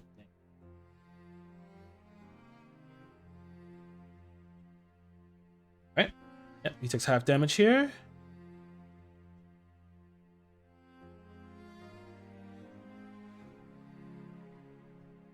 All right. You take 15 points of lightning damage as a beam becomes like, if you see, they all begin to shoot from the eyes and then concentrate into one singular beam as he casts prismatic spray. It's going to end his turn. It's the lair action's turn. Random creature. Zeltron again. Great. He needs to make another deck save. Random, he says. Hey, I'm rolling the die. That's 17. Oh, that is... He takes half here.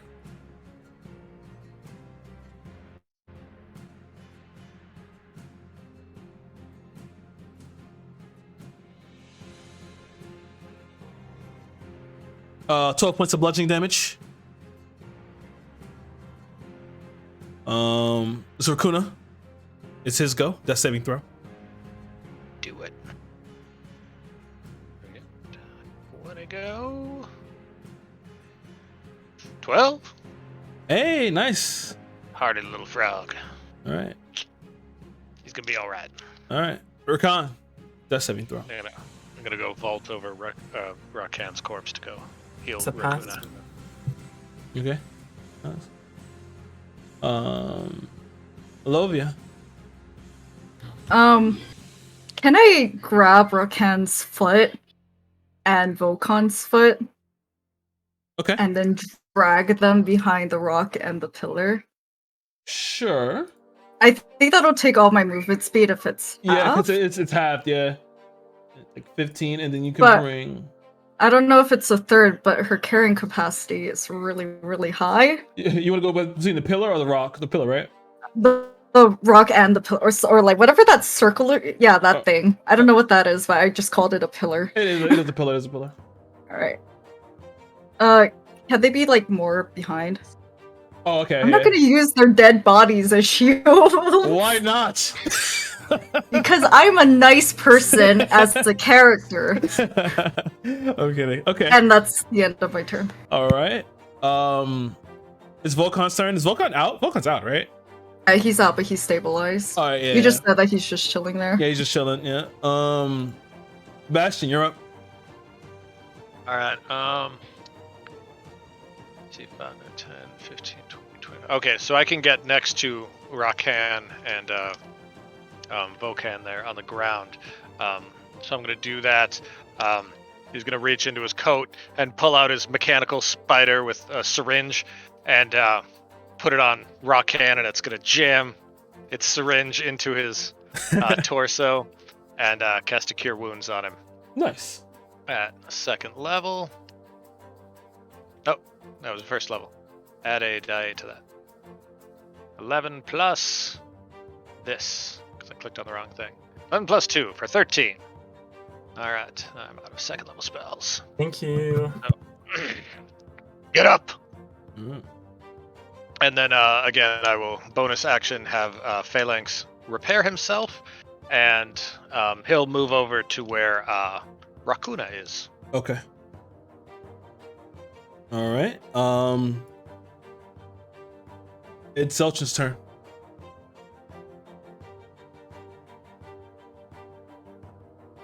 Does a 26 hit? That hits. Why am I asking? Polite. 13 damage. Woo. And then does an 18 hit? It is. That's 17 damage. So close. Two sides. It flies to the side. It's the blood and membrane is pouring out as the cilias are still blinking out of bleeding out. But he has another turn.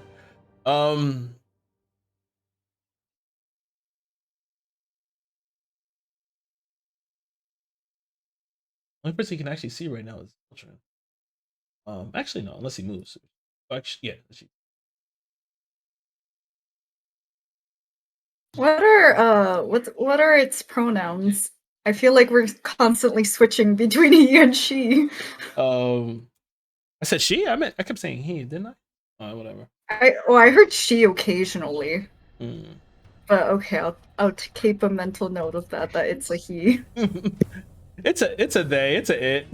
We don't want to offend Khamur while we fill him with bullets. Yes. We're professionals with standards. I need we're Bastion. polite. I need Bastion to make a wisdom saving throw. Ooh, wisdom. That is the thing I can do. Not terribly well. 7. 7. Nice. You watch as he begins to conjure, and you begin to see images, and then you see all the people around you. You then begin to see your people.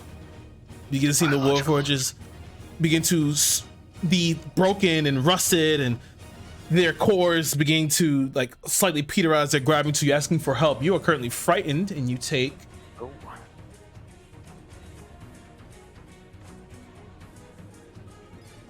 See how healthy this roll is. 25 points of psychic damage. Fuck. All right. That was his turn. Is now lair action. Frightened. Boom. I need. Oh, this is back in time. Okay, I need everyone to make straight saving throws, please. Except Volkan, who's currently on the ground. Got a 1. Damn, that's an 11. Anyone below 16 is restrained Alright. We're expanding. and takes 3 points of piercing damage. Well, same as I do. Oh, Phalanx is fine. Okay. Me and Zeltron are good. Alright. It's Rakuna's Wait. turn. What's up? Sorry. So he's stabilized right now. Does he go back to being unstable because he took the damage? No, I'm not hitting him. Oh, okay. Alright. Rakuna got a 14 on his saving throw, so he's stable. Okay. Nice. He's unstable. Rakan, you're up. Okay, so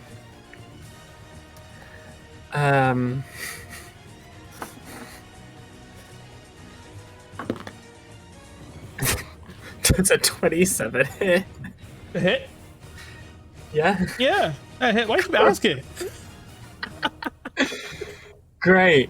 So like the earth kind of like shakes below him, Mm-hmm. and then oh shit, this is gonna. Oh no, never mind. Okay, good. Thank fuck for that. It's not every effect because I was definitely gonna let you kill your Oh. people. Well, it says 200 feet, and I was like, that's not like there. And I was like, no, it's just like. Yeah, where you range. can And yeah, I was the like, range. Oh, thank God, I just killed us all. Yeah, so like that, like shakes, and then underneath him, just spurts of magma rock come shooting out and like pouring over him, dealing 37 fire damage. Okay. Explain to me his grisly demise. Okay, so as the magma is pouring over him, he's like, no. He does not. And this Cilia is like curling over and being burned. It's like no, and like it like where there's like a pool of magma and lava beneath him, it's like slowly melting into it, like the Wicked Witch of the West. It's like no, and then as his body just like melts into it, it like hardens, and all that's left is like one pincer sticking out of the hardened magma. Okay.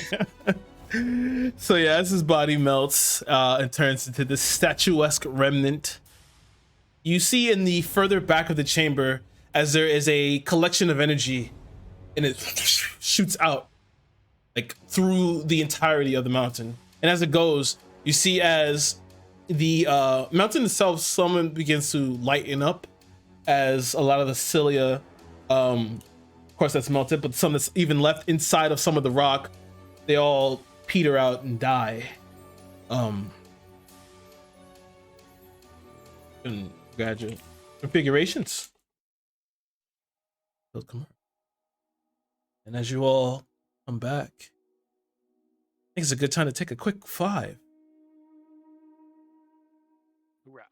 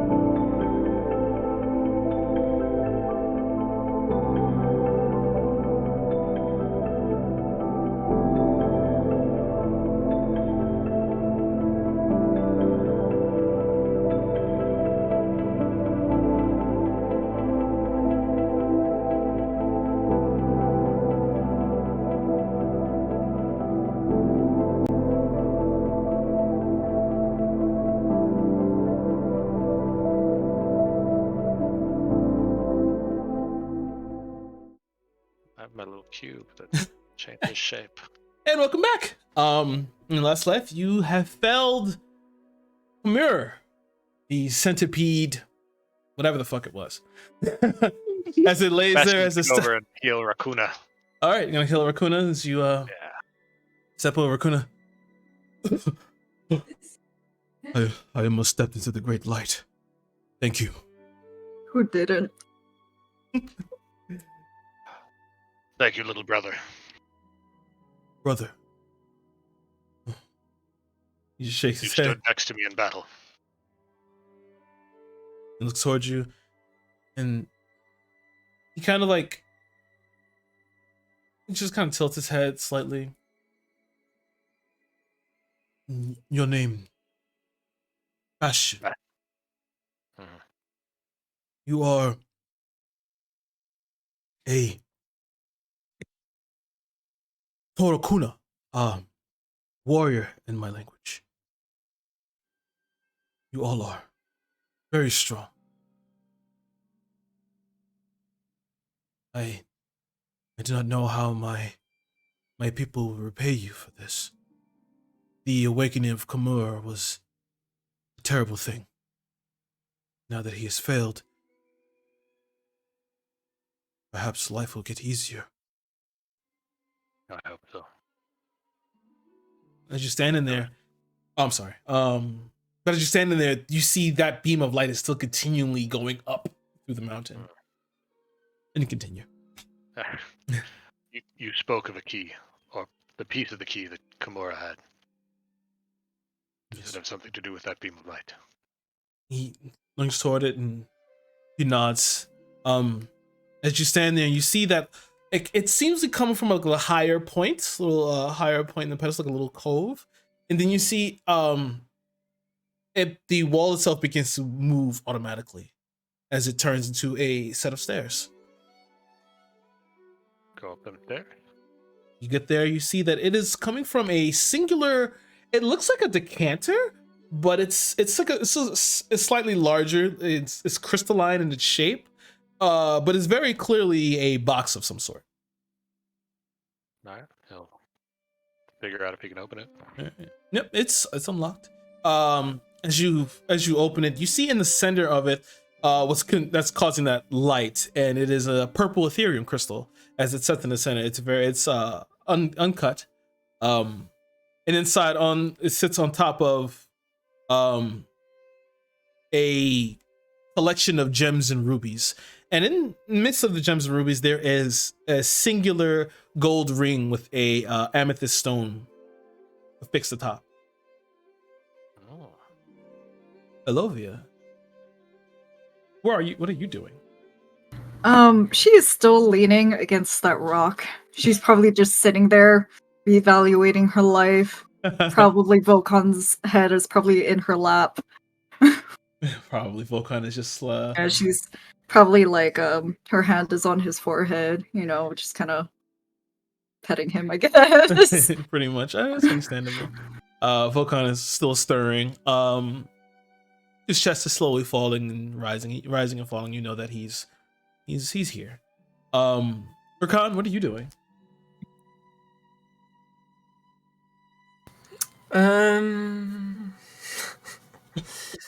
I'll probably I'll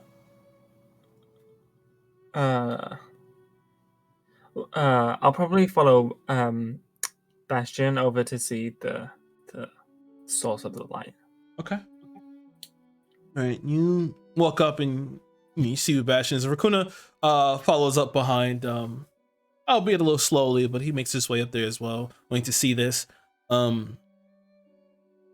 Bastion, you're the one who have the key, correct? Yeah. Okay. As you stand there, what do you do in front of this crystal chest? Well, I'll pick up the ring and give it a look, and then kind of figure out. I'll identify this later when we have a little time for me to ritual cast something. Mhm. And then you said there were rubies. There's some gems and rubies in here. Nice I'll little. take the gems and rubies. I mean, I guess I could just take. Could I just take the whole box? You take the chest. Okay. Yeah, but I'll try to fit this little purple ethereum crystal into the key where like the missing teeth are. If it seems like that's. As you set it over it, you see as the key itself, these like little particles begin to emanate from it before it wraps around the ethereum crystal, and then pulls it. And you hear it like lock, and then the key itself begins to glow, and then it dims as that purple crystal is now affixed into the key itself. Well, this seems to be what we came for. Thank you, Rakuna. No problem. And you see one other thing catches your eye from up here. A little bit beyond the box, as the light stops as you affix it to the key, and then it spreads out into this little chamber where you can see in the chamber itself, there's not much left here, but one thing just catch your eye, and there is a azure blue great axe affixed to the back. These intricate designs. The handle itself is gold and ice azure and like ice blue, with all these with all these runic symbols. I'll grab it. Pull it off, and as you hold it, it's cool to the touch. It begins to kind of chill your arm. I'm resistant to cold.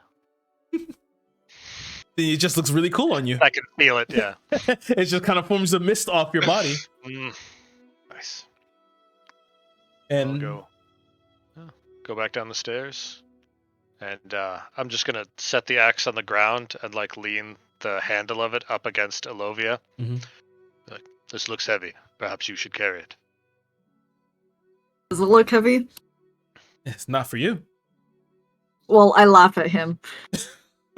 Maybe he was being polite and just giving you a magic axe. Well, she's on the brink of death. She is trying to cope with humor. Rakuna, Yes. can your people provide us with a safe place to rest? That was going to be my next suggestion. To return to my village, my people will gladly accept you there for all your help. There's only one thing I'd yet like to do. So, let me see. Carrying capacity is your strength score multiplied by 15. How much does one of those cannons weigh? They're pretty heavy. Phalanx, carry one. What's his maximum? What's his max capacity? His comfortable carrying capacity is 210 pounds. Okay. He can push, drag, or lift a lot more of that. Twice as much, 420 pounds. Yeah, he can take it. All right. We'll just mount a cannon on top of Phalanx. Olivia could probably lift it with one arm. Yeah, he can take it. See if I can tinker with it and make it into something, probably not what it was or what it is currently, but use its raw materials to make something cool for like a mounted weapon for Phalanx or something. Yeah, just give me a tinkerer's check. Give me your intelligence to see if you can properly, take it without breaking it. Yeah. There we go. 26. Yeah, you're able to take it. You're able to use your tools to unequip it from the little mount it has and take it off, take all the pieces off, and you make sure nothing is lost or forgotten as you carry it back down and affix it to Phalanx, the poor Triceratops. Make him look like a Zoid. Yeah, yes, a Zoid. Let's go, Liger. So, what are we doing now? Get to this village. Okay. Yeah, I guess Olivia will... I don't know where she keeps all her stuff. Okay. So she has a backpack on. Her warhammer is, tucked between her back and the backpack. Mm-hmm. So she's gonna carry the... What was it again? A great axe? Yeah, it's the great axe. Okay. What's the difference between a great axe and a battle axe? Great axe is the great axe is two-handed. That 12 damage. Alright, so Warhammer head on this side, the thing that goes donk. She's gonna throw Volcon over her shoulder. Uh-huh. And then with her free hand, she's gonna carry the great axe. Alright. As you grab the great axe, you notice something on it. You notice that the inscription is written in giant.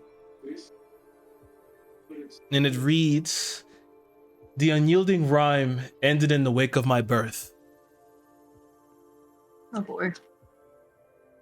No, it's not much of a puzzle, don't worry. But what does happen? Hold on, no, I'm saying oh boy because you have to repeat it, and I'm gonna ask you to repeat it.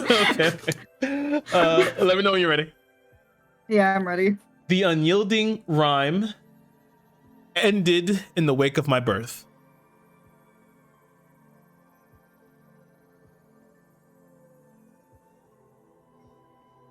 Did it rhyme R-I-M-E? Yes. I figured. Yeah. In the wake of my birth. Mm-hmm. Right. Mm-hmm. All right. Yeah, I got it. So As you grab the axe, you feel a throbbing coming from your back. The warhammer begins to throb. I hate that. Give me an insight check.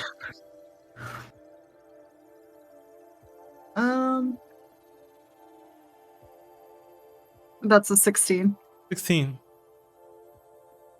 You begin to feel, well, you begin to hear a myriad of voices. They all sound familiar to you.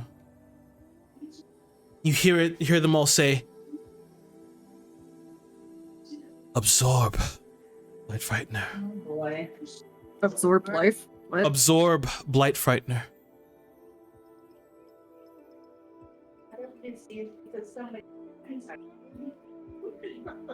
Alright, so Lovey is going insane about it. At the same time, the axe, the great axe, begins to glow as well. Impulse. I don't think you heard me because of it. But Sorry, my mom's like yelling something. Sorry, what? outside, the great axe also begins to pulse simultaneously. Which one was the voices coming out from? The Your Warhammer. Mm-hmm. Okay.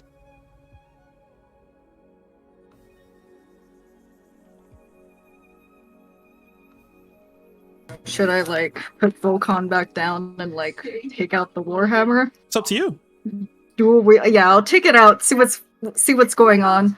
Okay. As you take out the warhammer, you see as it's glowing this purple and whitish color, and you see every time it throbs, it creates this large light that begins to fill this this chamber. It begins to beat again, and you see it begins to absorb the great axe, slowly beginning to fix itself. Do you want it to finish? Yeah, sure, why not? If my Warhammer's fixed, it's fixed. It completely absorbs the great axe. And you can go on and add the rhyme glass to your inventory.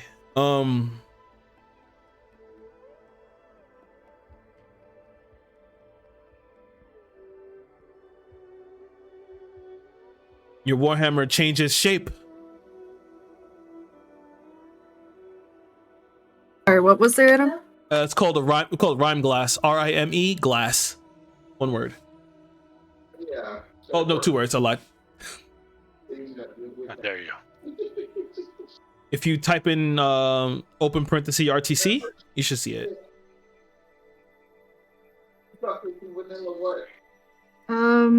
I am not seeing it. All right, let me just add it to you.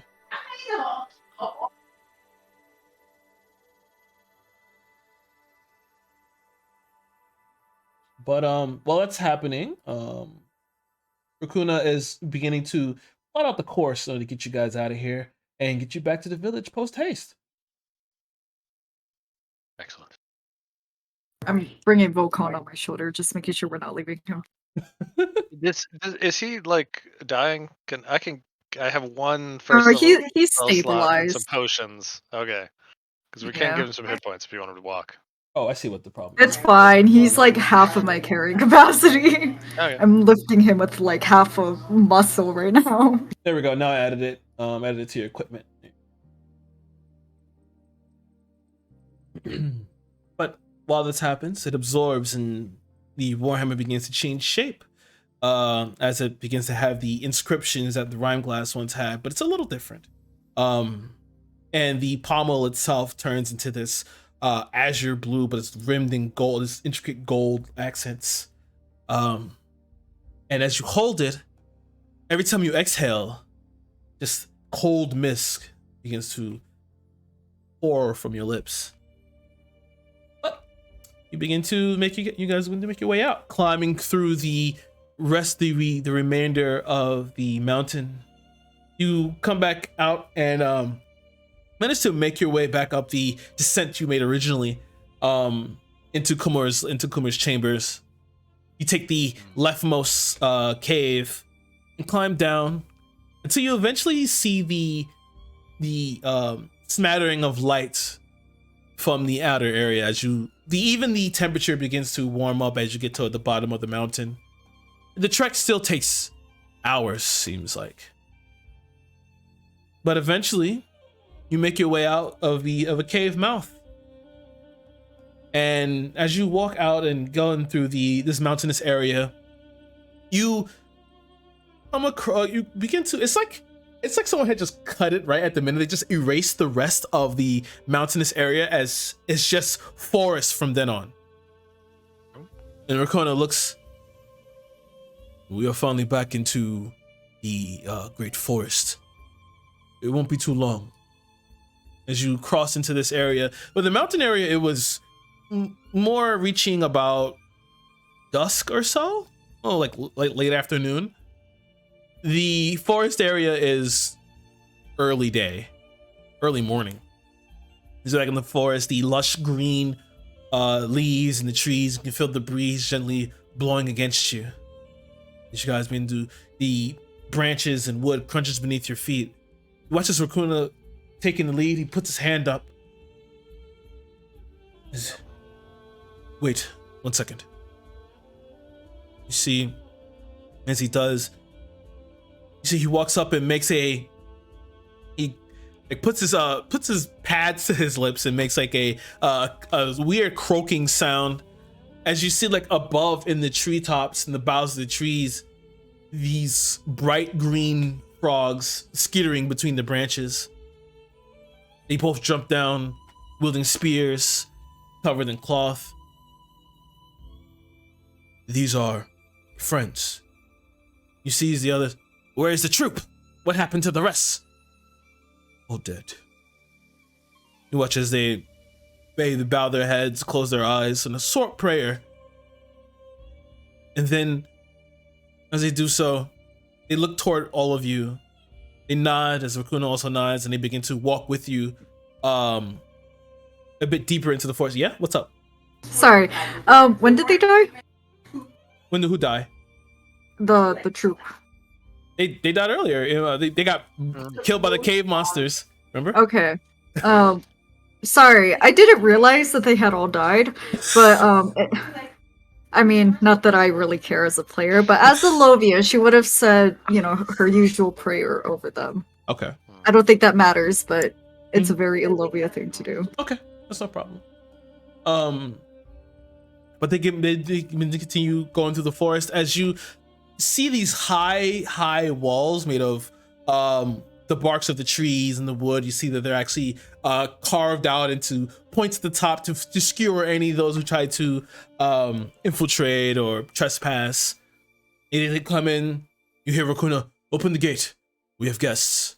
As the gate opens, he sees like an intricate system of pulleys. As you see some of the frogs begin to jump back and forth in between the different boughs of the trees, and they pull up the gate. As you come into this village, you see that a lot of the village itself is not completely on the ground, although there are things on the ground in terms of, you see that there are many different, all sorts and shapes of Talarkan that are have baskets on their backs. Some of them have children with them working and doing some sort of crafting. You see one, as you begin to walk in, they all begin to stare at you with these large orb-like eyes in wonder and awe. And not to mention that, most of you are twice their size as you all walk in. You see as one walks up to you with a weird insectoid on a skewer, slightly charred, and kind of holds it up to all of you to see if you want to take a bite. Hell yeah, I'll take a bite. All right, you take it from it. Very nice, very crispy. It's you're not sure what the seasoning is, but it has a little spice. Does it taste like chicken? It tastes like chicken. It tastes like chicken, guys. It tastes like cockatrice. You take the bite, it crunches. It's very nice, a nice little heat. But Rakuna begins to take you in as you see as a lot of them begin to skitter and maneuver about into some of the trees. As you can see, a lot of their homes and other systems of the village is built into the barks of these large trees. So to even paint a better picture. The barks have windows, and you can see inside, and some of them are actually even higher platforms above where there's even more looking down upon you. But as he begins to bring you up, I'm going to take them to see the elder. A lot of them were, as you wave, they're kind of just looking over, peering over, these large eyes. But they take you to this large hut, consisting of sticks and leaves and a bigger, just more bark, and it's a grandiose place. As he brings you in, you're hit with the smell of like it just smells like I guess stale water and just some other other smells you can't pull. It smells like nature, but this smells like the worst side of nature. And as you make your way in, you see that there are these two large pale green frogs. Well, Talarkin, I just stop calling them frogs. That's pretty fucked up. But as you see them, one looks like he's been alive since the dawn of time, and then there's another small, like it's still big but smaller. One with like it has like this weird like top knot of but like black and stringy hair and wearing like a cloth across it with a staff. And Rakuna brings you over, and then comes forward and kneels down. This is Gobura, and this is Nobura. Gobura is the bigger frog, and then Nobura is the smaller frog. The smaller frog. And as he points, these are the elders of our village. We are honored. The large one kind of makes a weird. Is whispering going? You see it? It makes some sort of weird, like guttural sound. You can hear like sounds like bubbles are popping, and just like a little bit. But then as he Rokuna, what have you brought to us? This is Bastion and his kinsmen. They helped kill Khamur.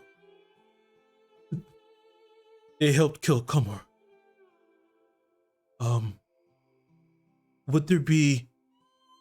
We wanted to provide shelter. It's fucking You seem a bit distracted. I'm so sorry. Yes, they can rest in the village. It's fine. It's all what good. the fuck ever. I don't care anymore. Yeah, it's fine. They help kill Khamur. Yeah, let's do it. And as you sit in this elder's house, you hear another you feel another quick wave. As it's just kind of like the settling of energy.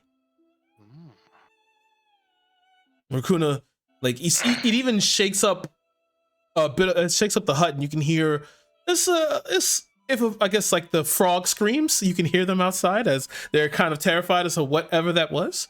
Rakuna runs outside, and you fall outside, and you see in this a little bit further deeper into the forested area, you can see a orange beam of light that's piercing the sky. And then you see as Rakuna, the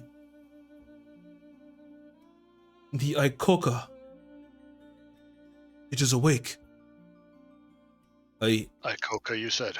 Ikoka, it is a shrine to the god.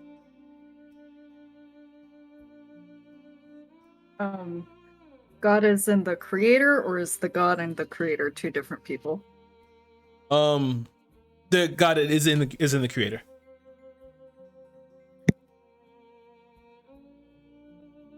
What do you call this god? Other than the creator. Through the text, Some say his name was Vino? Vinyl as in like a vinyl disc. No, Vino, Vaino. Vino, like Italian for wine. Vino.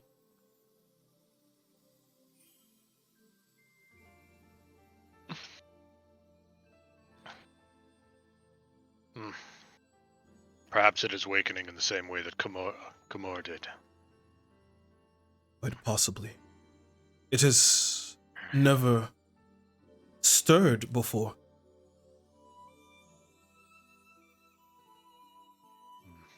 But that beam of light, much like what happened with Khamur. Either way, perhaps we should investigate, but Okan certainly needs rest first. Yes. Besides, making the pilgrimage to the Akoka is a tradition. It does not open. They say, well, we believe that a sacrifice is needed to open it. What kind of sacrifice? That is what the elders are for. They live for this purpose. So you mean a blood sacrifice? Yes.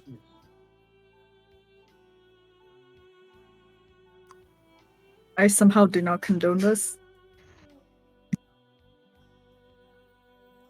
I'm trying to find a way of not disrespectfully saying, like, that's a fucked up god to require blood. Here's the thing, your culture is wrong. Yeah, I don't know how to say it, though. Imagine, right? Imagine. How dare you? Culture's wrong. You're a mistake. Well, come. You should. I'll take you to a place where you can rest. It may be. You look so passionate, Olivia. Maybe cramped for you two. I need not lay down. I'm okay with sitting outside. Okay. And he takes you to a nice little spot in the within the village. You see as he walks over there, some of the other Talarkin begin to kind of move out and to give you more space, more room. They're being courteous. As they begin to climb into the higher balls and the higher platforms. Just like carefully watching you, but not in terms of like, not trusting you. They've never seen anyone else.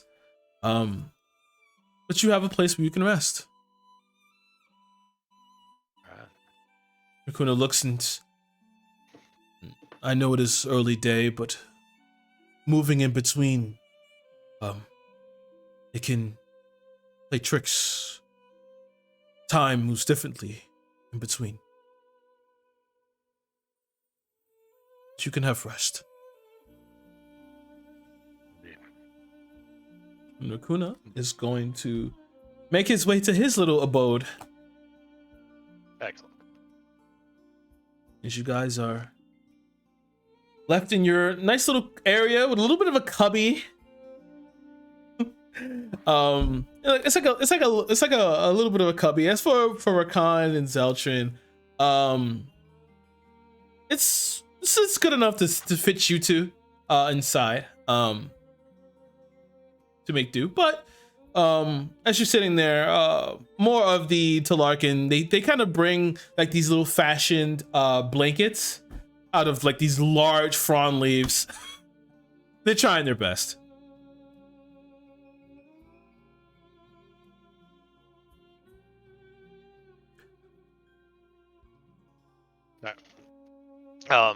So Bastion is going to kind of use his tinker tools, and wherever he's, because he can sentries rest just standing up. Mm-hmm. But he's going to kind of carve just a little kind of crude drawing of a castle, and then like put a cloud underneath it. So that when he's just stationary, when he's recharging, he's just seeing this crude carving of a castle in the clouds as he goes to recharge. Hmm.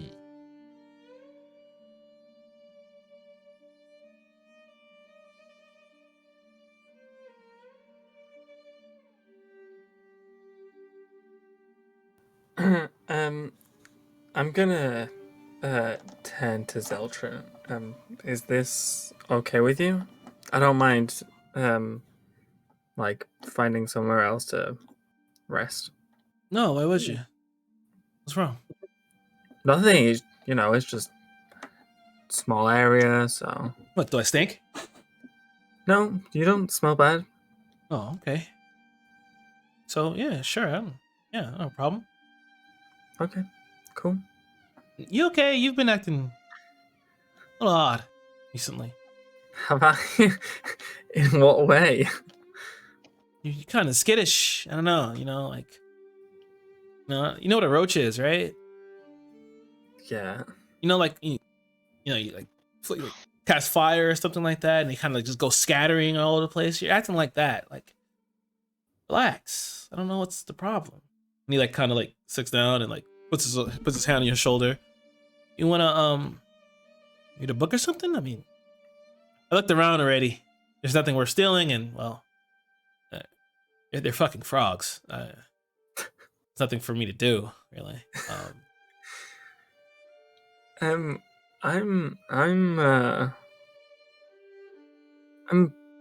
fine. I'm sorry if it seems like I'm skittish. I don't mean to be. I mean, we are inside an obelisk after all, talking to frog people, so. I mean, yeah.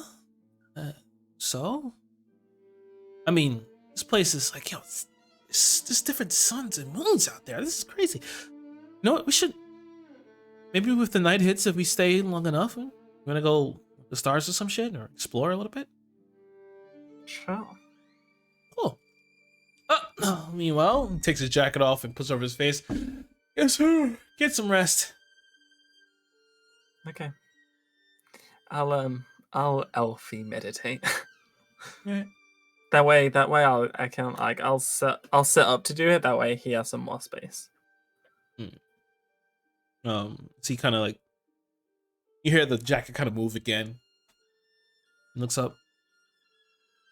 You don't get tired when you do that? Like that's enough for you? I mean, I don't mind sleeping. It's fun. I I want you like to have as much room as you can. So Nonsense. He takes his jacket and turns it inside out so the lining is out. It's like a soft satin lining, and like puts it down like right next. Here, come on, lay down. I will do so. Yeah, it's fine. You're acting weird. Where's Zoltran and Rockan right now? They're like close to you. They're in like that little. It's like a little bark cubby. All right. Well, I'm getting up and I'm not gonna say anything. I'm just dropping the weighted blanket on them because I bought it for them and I'm gonna make them use it. Boom. So you feel another like 5-pound weighted blanket land on top of you two. Zelchin looks up. Thanks. And he kind of just lays back down. Okay.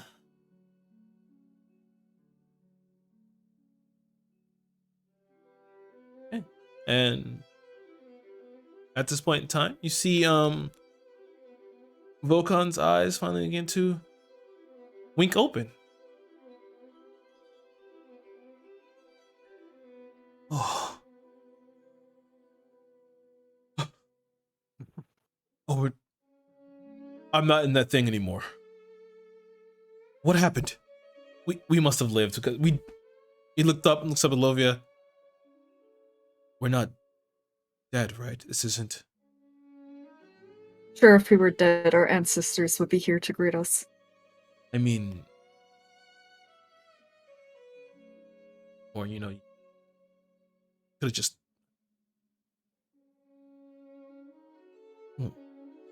And he gets up and looks at you. You're hurt. Observation. looks at himself. I'm burned. Oh. He kind of like gets up and starts to push himself up and lean back and where are we? We're in the village of the race that I forget what it's called. The So Larkin, the frog people.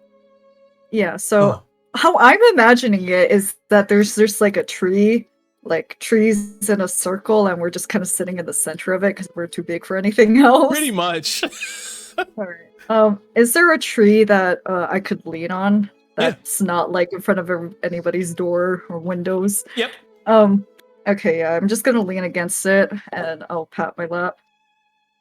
Come lay down. He does so. Leans back. He lays up, and he sees he closes his eyes, quite aggravated. Did nothing. Left you all swallowed by some worm. It happens sometimes. Does it? Yes, we're warriors. These things shouldn't unfaze you. I understand, but and don't get me wrong, I'm not dishonored or anything. I want to be the one doing the saving every now and again.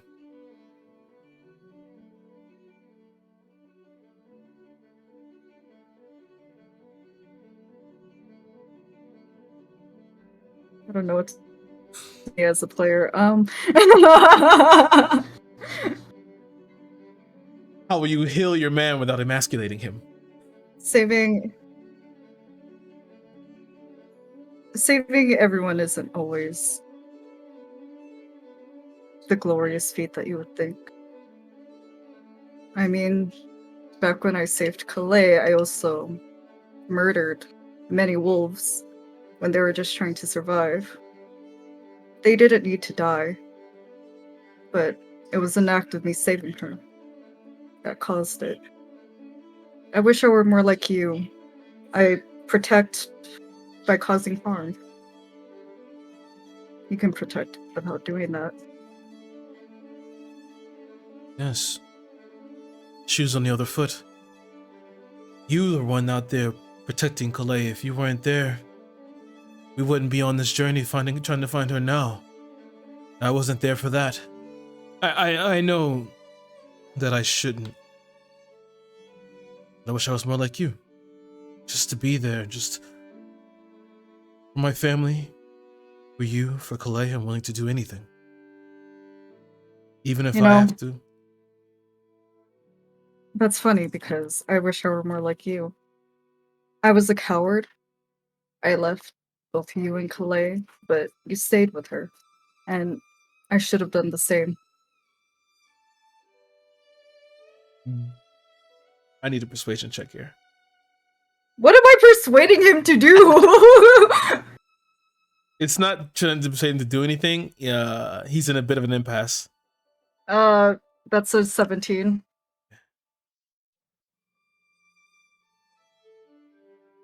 Okay. Yeah. You're right. You're right. I understand. I'm sorry. I didn't mean to prattle on. Volkan, I'm proud of you. And I am so happy that you're my partner. If it were anybody else in the world, I'm sure they would have walked out on me. But you're still here by my side. And that's more than I could ever hope for. You should say that. And he leans up and gives you a tender kiss. Our first on-screen kiss. Gives you a tender kiss, and then he lays his head back down on your lap.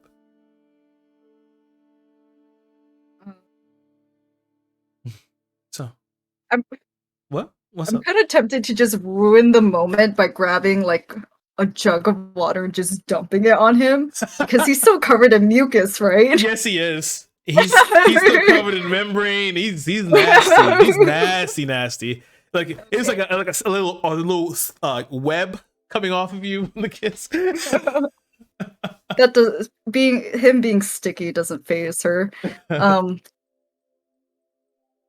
Yeah, actually, can we like get blood off and gunk off of ourselves? I'm assuming, yeah, you guys can do that. Yeah. Okay, just making sure that I can go to a pond without offending the frog people that I'm tainting their water supply. Where the tadpoles are. The tadpole. Yeah. What have They're you Like, done? is there a place I can go where I can like not offend them? The younglings. No. No, what have you done? A whole generation. But yeah, you so you take the time and Rakuna comes back over. He shows you to a little watering hole that's not the same as their birthing pool. And you're able to you and Fakana are able to have a nice sexy bath. I'm sorry, but Olivia's not feeling that frisky with 7 HP. Your name. Okay, and you guys can take your long rest if you haven't already. All right. Long rest, take long rest, confirm. All right.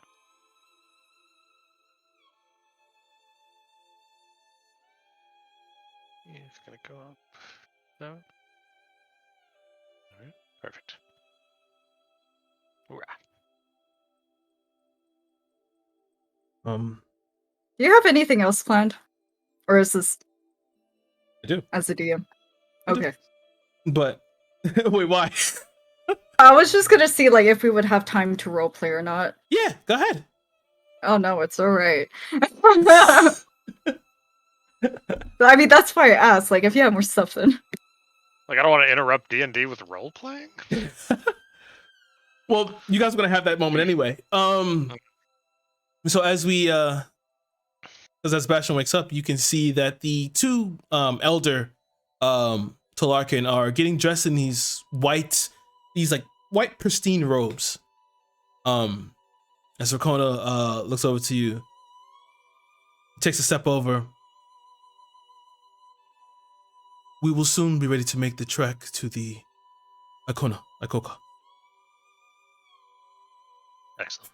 First, the elders must bathe in the sacred waters to purify themselves.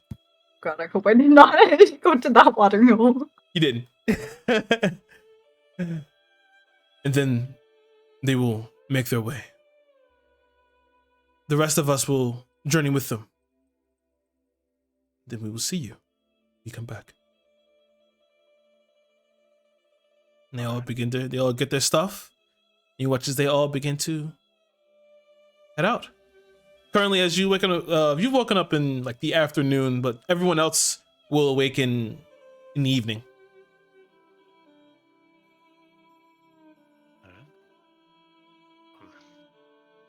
With any spare time that Bastion has, he's going to start working on kind of see what he can do with this cannon and phalanx. Okay. And we could totally not decide anything now. Okay. Take the week to figure it out, but he's just tinkering with stuff and seeing if he could somehow incorporate this into phalanx. Okay, cool. And everyone else comes too. Moon and stars above you. Clear sky.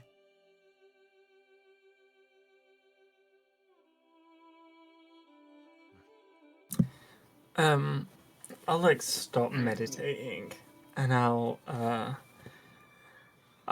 lightly meditate. I wasn't meditating to begin with. I'll turn around. I'll roll around so that I'm facing Zoltran, and I'll like gently like rock his body to like wake him up.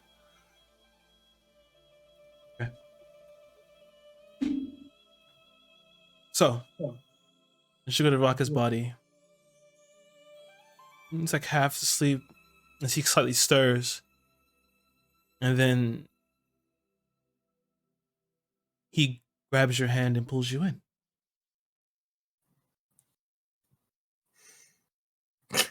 But so we're cuddling now. Yeah. And you watch as he begins to move his face close to yours. His lips brushing. And then his eyes spring open. Oh, shit! I'm sorry, Rakan. Oh, I was having a great dream. Oh, man. I'll move a little bit backwards. Oh, what was the dream about? I mean, maybe later.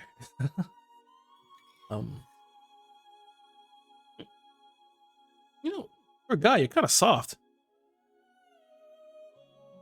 Is that a good thing? I don't know. Maybe. Okay, well, you said you wanted to go explore? Yeah. Let's do that. He looks outside. Oh shit! It is nighttime. Yeah. Let's go do that. Okay, as he like, I don't even know if I should say this or not. But like as he like gets up and leaves, Rakan's gonna get up and then like adjust his boner and then like follow him out. Okay. He looks up.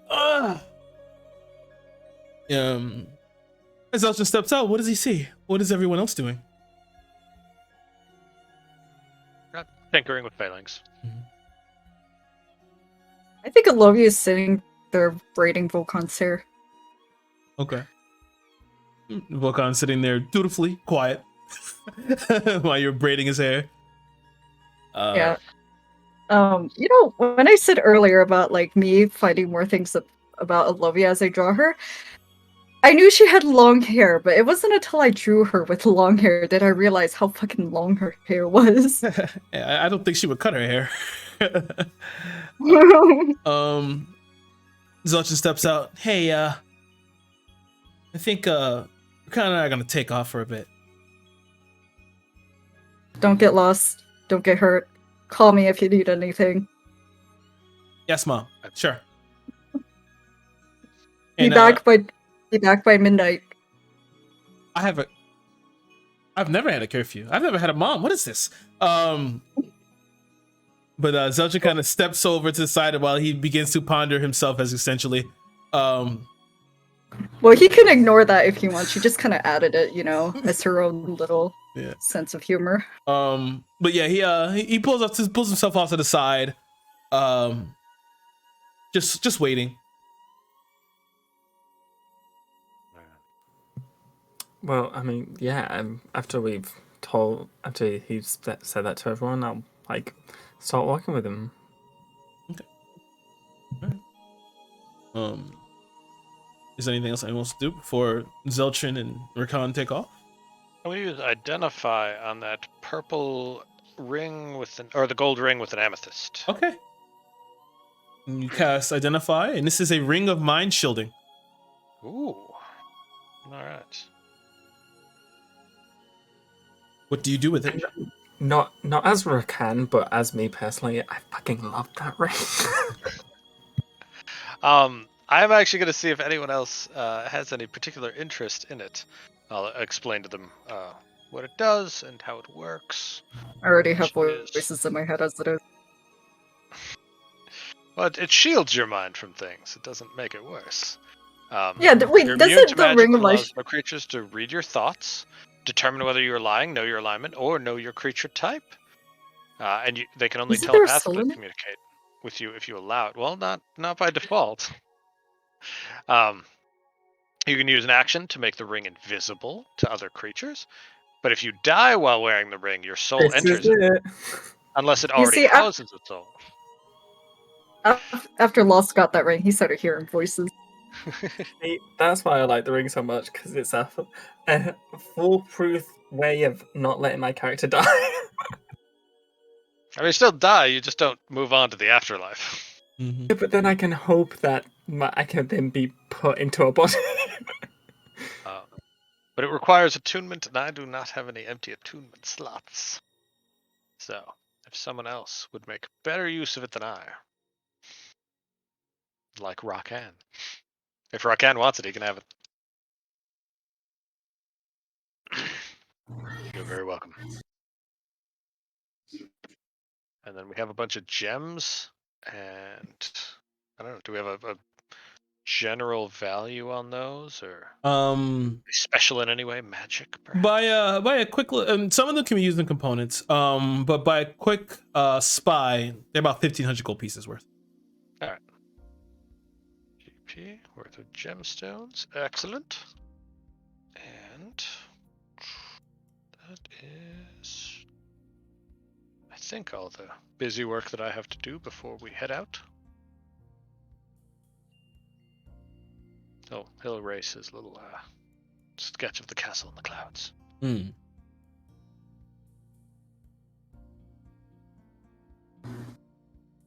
So,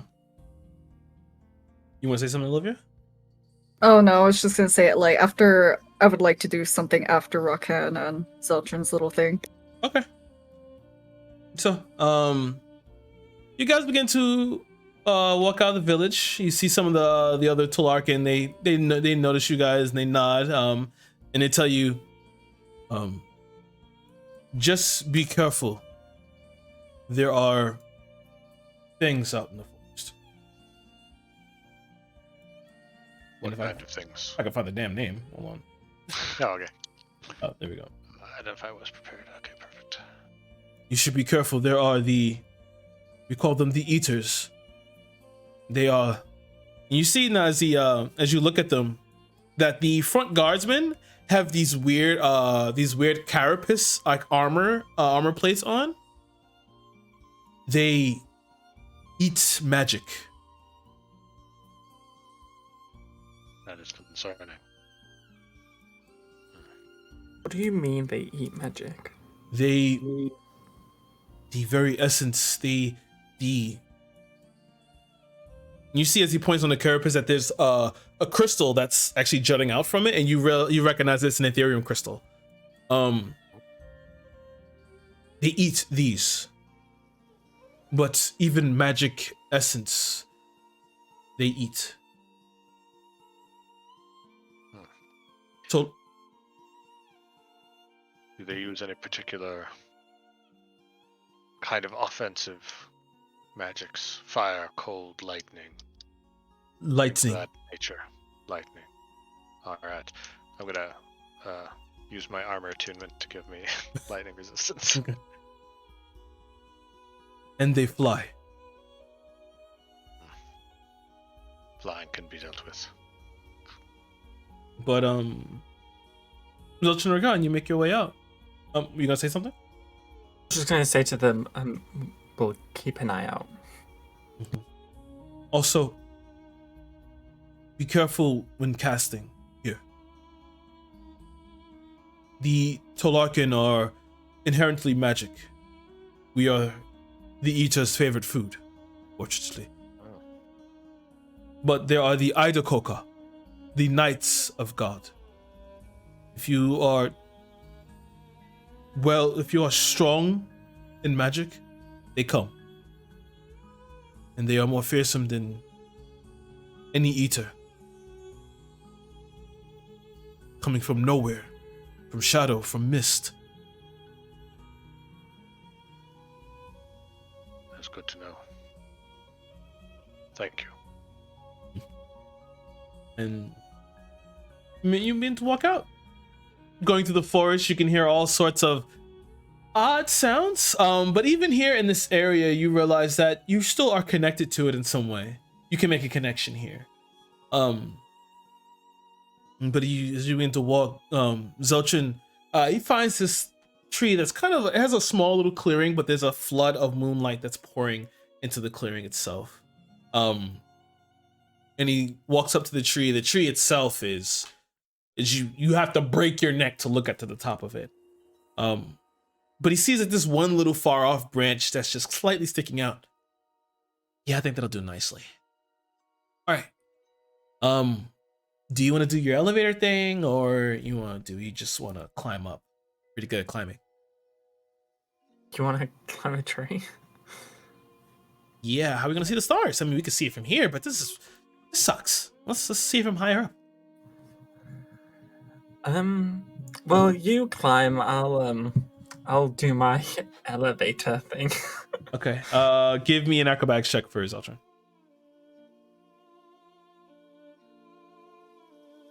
Dirty 20. Nice. Yep. Simple gusto. He begins to make his way up the tree. See him swinging and flipping up. Looking pretty cool as he does it. He begins to bring himself up and gets to the top. Climbs to the top and sits at the top of the on the branch overlooking. So you coming? His tail like slightly swinging back and forth. Yeah, I'll like get my quarterstaff and like carve in the dirt around me like a circle, and then I'll raise the earth and bring myself up. You begin to make your way up to the top and get into the next to that branch. As you sit up there, he like holds his hand out so you can get up there and sit. The branch slightly shakes. Some of the leaves, you can hear him hit the ground as some of the branches kind of break off, but it's safe. He checks it and you see that he's not worried whatsoever. As you look over the entirety of the forest, you can see, even from this height, you can see the tops of the trees, and you can see that the extra zones, the other elemental zones, seasonals from here. But then you also see that orange light coming from the Akoka. He's not paying attention. Just looks up at the stars, and he's looking at the moon and the sun moon that's going on in the different zones. What the hell? What? So, I know I keep asking you, but how are you? Like, really? It's been on this journey for a while, and just kind of wondering how you are. Well, apart from the possibility of being possessed at any given moment, I'm okay. I'm very worried that I'm not going to be able to break free and, live. But trying to take it every day as it comes. That's all you can do. But I'm sure you'll be alright. Yeah. I'll be fine. How have you been since we've, all been together? This is great. This is, in between, dealing with gangs of Rivermirth and, I got to ride in the trunk of a car with a gun pointed at it, and then, I also got to fight a big centipede monster. Now I'm in this obelisk, I couldn't ask for a better life right now. Well, that's not true. I still want to rule the world. I'm still gonna make that happen. Still gonna make that happen some way or another. But at this pace right now, it's not bad. I do wish I had a little bit more money though.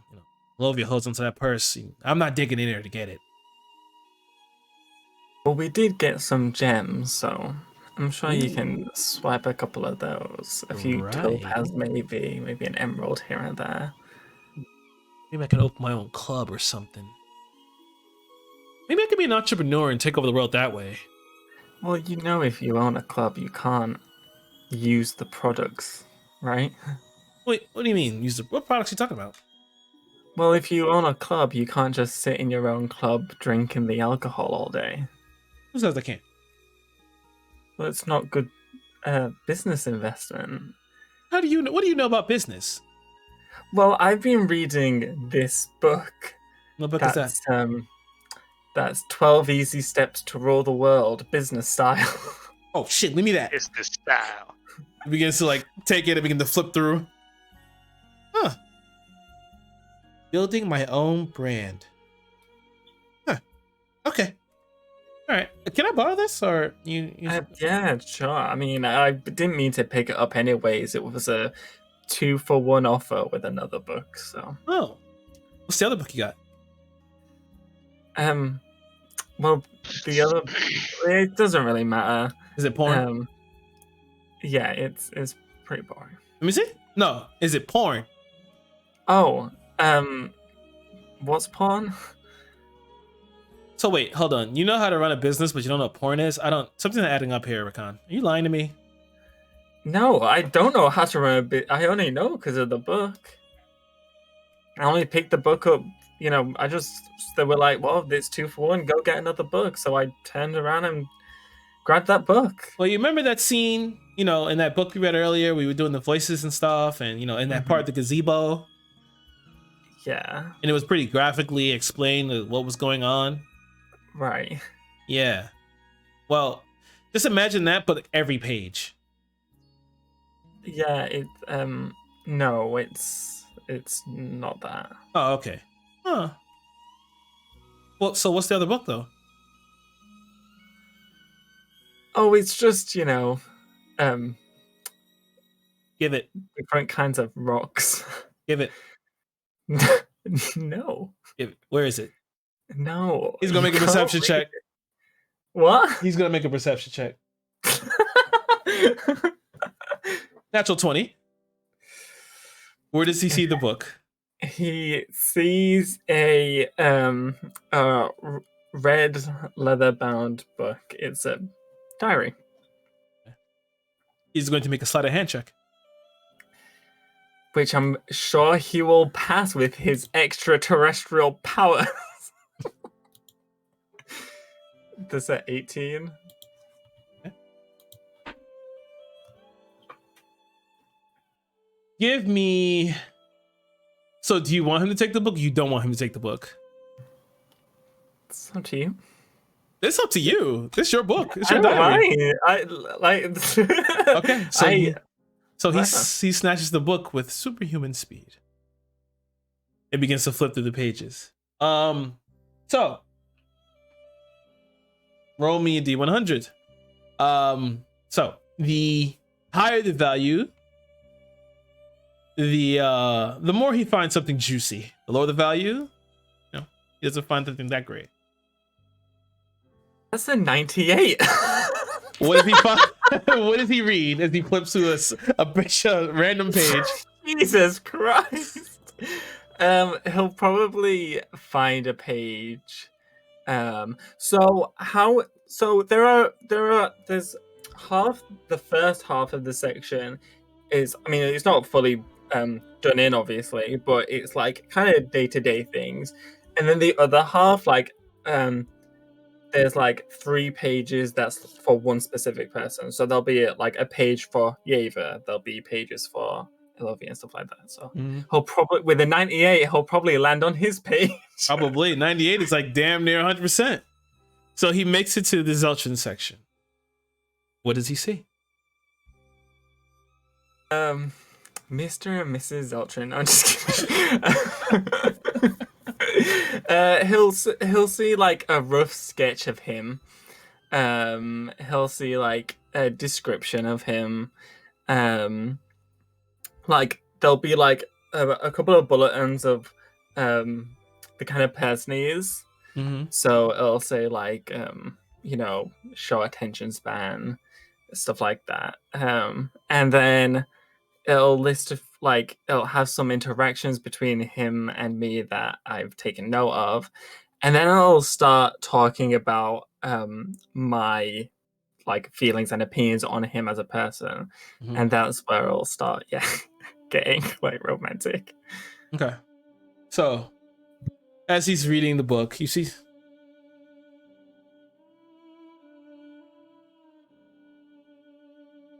when he closes the book and hands it back to you.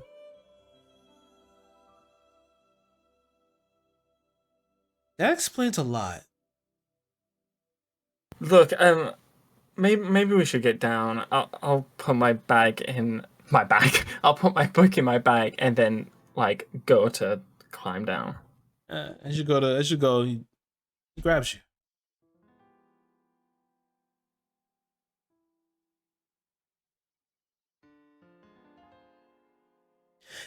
I've never been in this situation, you know? I usually pay for it, and, you know... Look, before you even, like, say anything...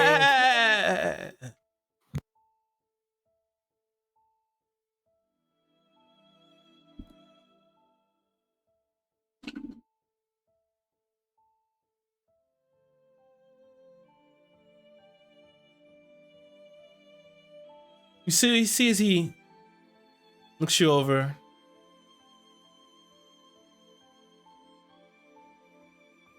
And he leans in and kisses you.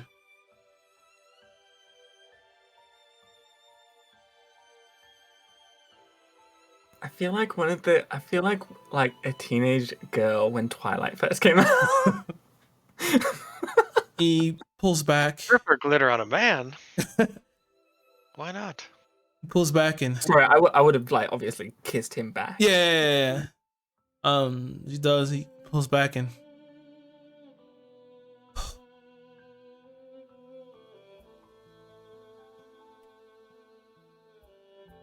You could use a little work, but it's not bad.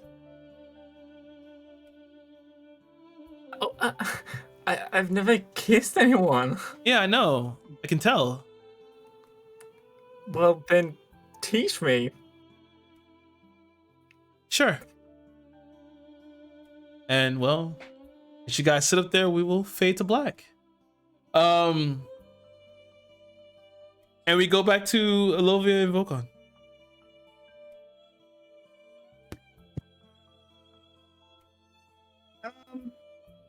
So, Olivia is obviously really stressed out. Yeah. As she is braiding his hair, you know, she's kind of tugging really hard. He should be used to it by now, but you know, you can tell that she is stressed out. Yeah, every time. Has it really been that long? No, but... That was a joke, please. Don't answer that. Oh. So while you were out and when we were leaving, Bastion found an axe. And it was kind of weird. It kind of felt like it was made for me. Thanks God, by the way. No problem. Here, and then she'll take out her hammocks. Mm-hmm. And, you know, what is it, by the way? Is it like there's the hammer on one side and like an axe on the other side, or what? Your Warhammer? Yeah. Yeah. Or is it just the Warhammer? It's a ham axe, pretty much. Okay. Oh, that would be cool. So I could swing one way with the hammer side, and then the other way with the axe side. But yeah, she's gonna present it to him. Mm-hmm. So my Warhammer. I need to tell you something. I haven't really told anyone because I just didn't think it was all that important. But you know what? Never mind. No, please. He turns around and kind of like he gets up to you and puts his hand on you, like on your face, and like just like brings your face up to see him, just to look in the eyes. Please don't. Tell me. This is what I'm here for. This is... I feel like you're gonna feel betrayed. Betrayed? I mean, again, I've never told anyone because I just didn't think it as important. But you know how important this Warhammer is. Yes. Many people in the village lost their parents at a young age, but this is all I have left. Mm-hmm. When I was young, our village was attacked. Hold on, give me a moment. Fuck. Sorry, I'm trying to look at the age difference to see if Volkan would have been alive at the time. Oh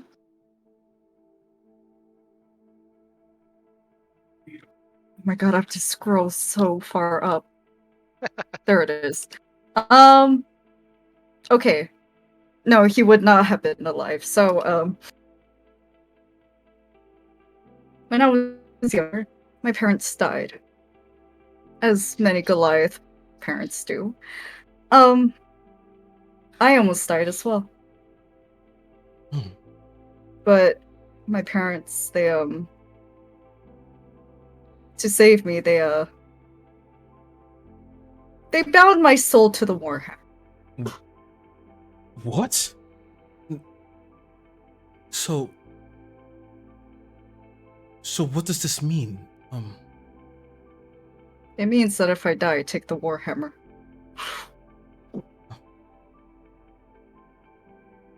Well, I'm not upset. If that's what you're afraid of. And I understand why you just kept it to yourself. It's okay. It just never affected my daily life. I just never saw the point of bringing it up. Well, and he looks at you and like kind of like moves the Warhammer to the side just to look at you. Well, then let's make sure you don't die. What's going on in Olivia's head right now is that she really regrets bringing Volkan with her because she doesn't want him to die.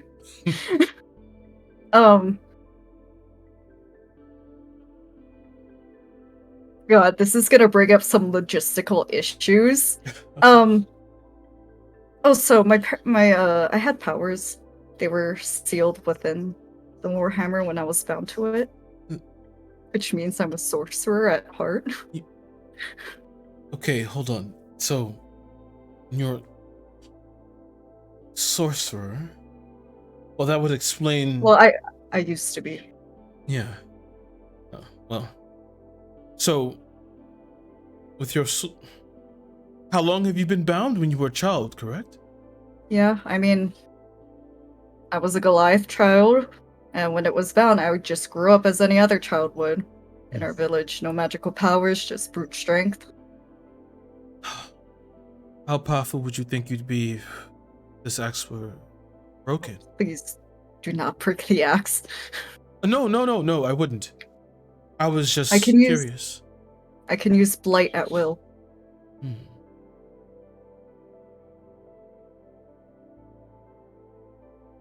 Well, that is something for another time, I guess. Well, thank you for telling me. Now I know to protect you extra hard. Warhammer. Just no. Don't just. I would prefer if you don't put yourself into any danger. You know, it'd be great if we could all get out of this unscathed. I understand. It's just take the Warhammer if I do fall. If you need to run, do it. To hell with the Goliath code. It's nothing about the Goliath code. Lova, you are my wife. I will not turn tail and run from you. We share the same Well, you won't fate. be if you take the Warhammer. God damn it. Listen to me.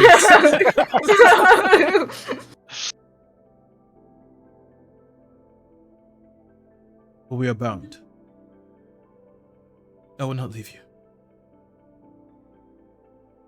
My life would be empty without you.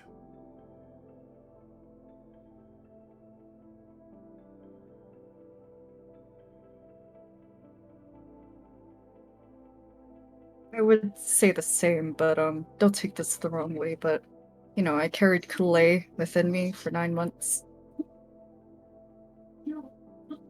I know, I understand. I would be strong for Calais, but if I lost both of you, I would have nothing left.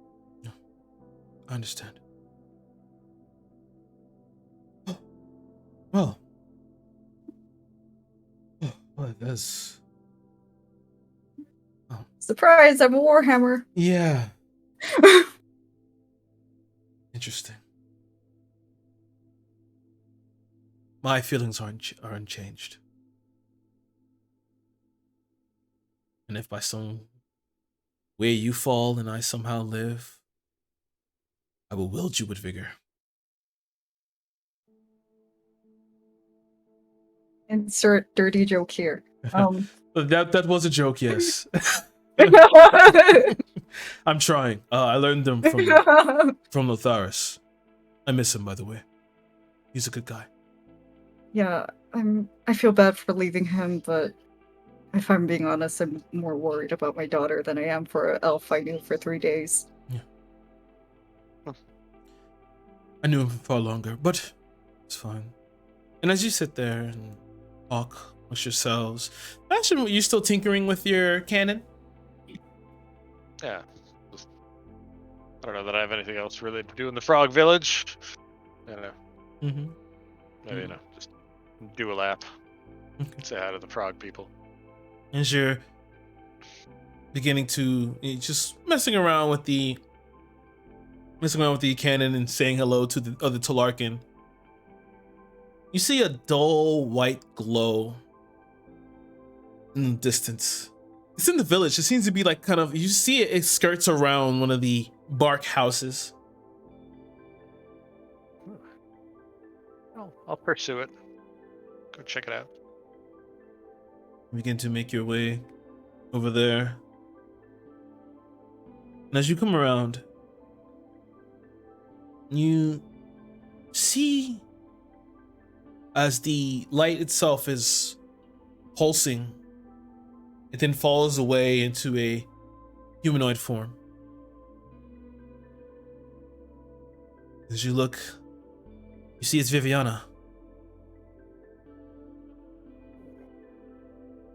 Yeah, I don't know how long I can maintain this form. Don't worry, I'm still in a coma. But I'm sending someone to help you. Very well. How will I know them? Don't worry. You'll know them.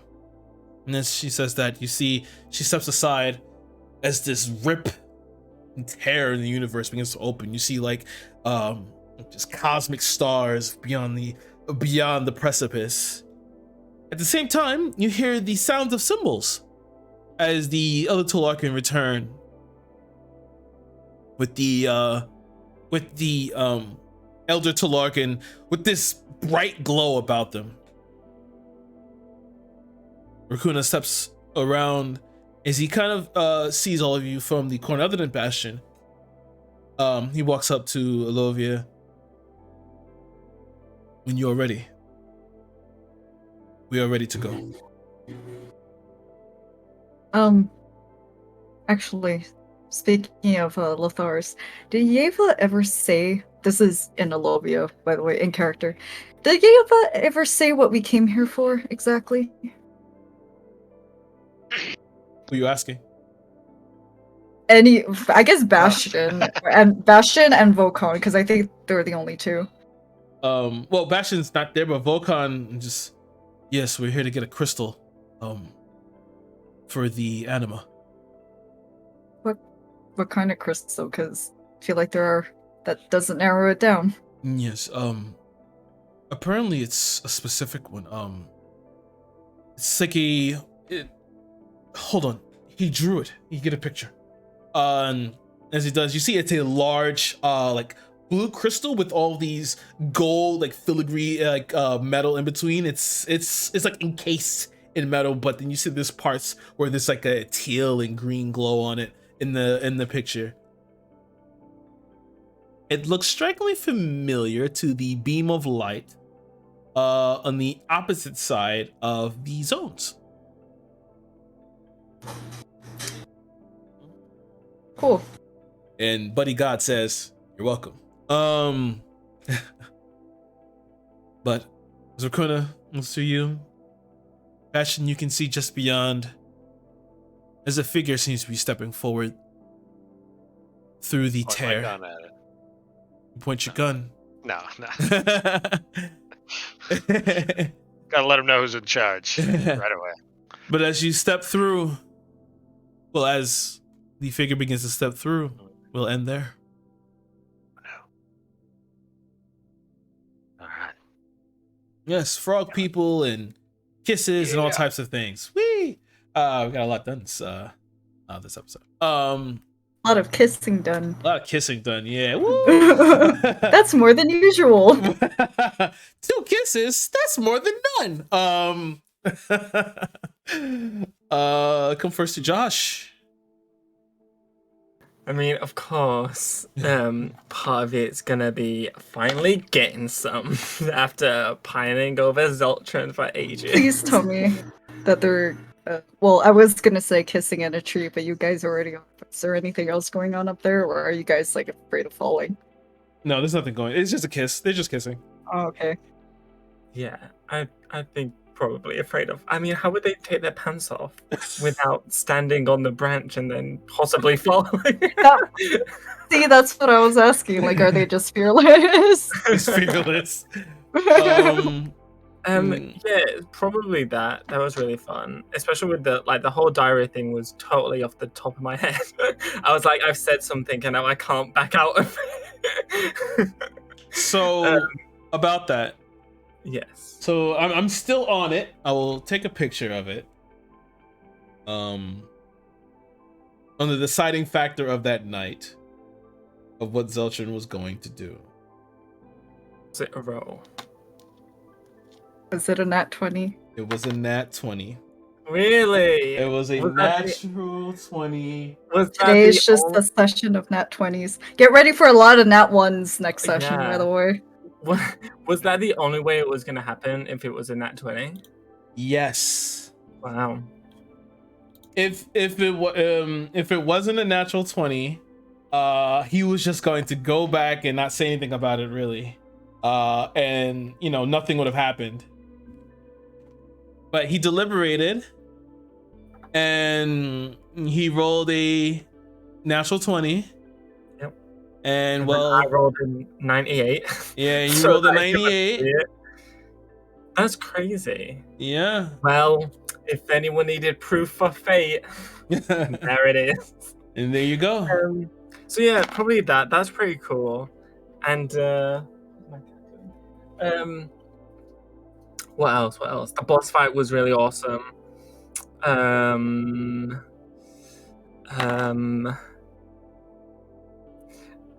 Seeing it's always nice seeing the little moments with Olovia and Vokan that like it's just played really well by you two. So yeah. We come to Lovey. I like the Warhammer Great Axe. It literally combines Elovia and myself as a person completely obsessed with giant axes. I made it for you. Thanks God. No problem. Yeah, I did like Vokan and Olovia's moment. I feel like Olovia, like when, especially by everybody else, she's kind of distant. Well, not distant, but she doesn't really go out of her way to show affection. Especially because, like, in front of Calais, she would probably be more affectionate towards Vokan, but like, in front of people who aren't that closely, aren't that close to her, it's kind of weird. I would also have to say, you teasing us with the Zeltran almost kissing Rakan and then it happening anyway. My God. The blue balling. Yeah, and then finally Bastion with the cannon. Yeah. Yeah, that was pretty funny. Yeah. Yago. Yeah, it was a lot of fun to actually be able to climb up and like do stuff with the cannon, even though it didn't come to too much because my terrible attack roll on the first time. But frying it on the second attempt was pretty awesome. So that whole fight was kind of a lot of fun. There were the layer actions, there were the and kind of diving under and popping up at different places. It was fun. And then It's always like frog people and them living in tree villages. So I just appreciate a good village of frog people. Yeah, frog people are awesome. Yeah, frog people are great. Another MVP is all of the nat 20s. Oh my god, so many. I have the pictures. So fucking many. None for me. Oh my god. I think if Lavi actually rolled like more shit, I think that battle would I have rolled differently. 4. Yeah, it was I insane. rolled 2 for Olivia, 2 for Volcon. I was like, yo, why is she not dead? I say, fuck you. Yeah, really. I was like, yo, if Olivia didn't roll so many and then Volcon didn't roll so many, well, Volcon was done. He was in the spin cycle. But Olivia, god damn, it's living, girl, living. My MVPs are the boss fight was fun. And I thought that the boss fight did go pretty well because I didn't feel the 2 hours go by. That was a 2-hour boss fight. And I didn't feel it. I didn't, at least. I don't know about anybody else. No, I didn't realize it took that long. Yeah, take that way. Yeah, frog people are awesome. I do like that. Yeah, Olivia got her axe that I wanted her to get. So you guys will be getting super busty, super powerful before the end of this obelisk. But this obelisk will be a journey. I looked at him like that. You guys are nowhere near the end of it. We're a fifth of the way through. That's a solid 20%. Hey, we're making progress. Making That's what progress. matters. Yeah, Chipping making away. It's been progress. fun so far. Next 80% will be fun too. Oh yeah. I'm not complaining. I'm just like, wow, holy shit. Rakan getting his man. The whole cat and mouse game was great for a while to see the tension and theater. But you know, quite frankly, it could have went different if you didn't even make it a diary. If you didn't make it a diary, like say, like if you just made it about like, you know, just man on man love book or something like that, or you know, homosexual book or anything like that, or anything else, a dragon doing something else. Literally, I was it would have been like that. When the whole thing was going on, and I was like, "Oh, I got another book." I was like, "Fuck, I've just corded myself in, and I don't know what I'm gonna say." And then I was like, "Oh, it's a diary," and I was like, "He won't ask to read my diary." And then I was like, "Kira's gonna try and steal my diary." It's Zelcher. Hell yeah, he's gonna try. It's like he's when, a thief. well, when he was like, "Oh, do you want to go explore at night?" In my head, I was like, "Okay, this is gonna be the moment I tell him, because I can't keep like, I don't think Rakan could keep being this on edge and like being this bothered by it." So like, even if like, because I was planning on being like, I don't want like, if this is not a thing, I don't want it to like affect the friendship, blah blah blah blah blah. So like, I was full on like mentally prepping for that. So yeah. Yeah. Damn. The other things I have planned for the session or some other stuff, but let's see if we get it next week. And I think anyone has anything else to say? Do we level up? Yeah, No. that. No. Oh man. Okay, that's not what I was gonna say.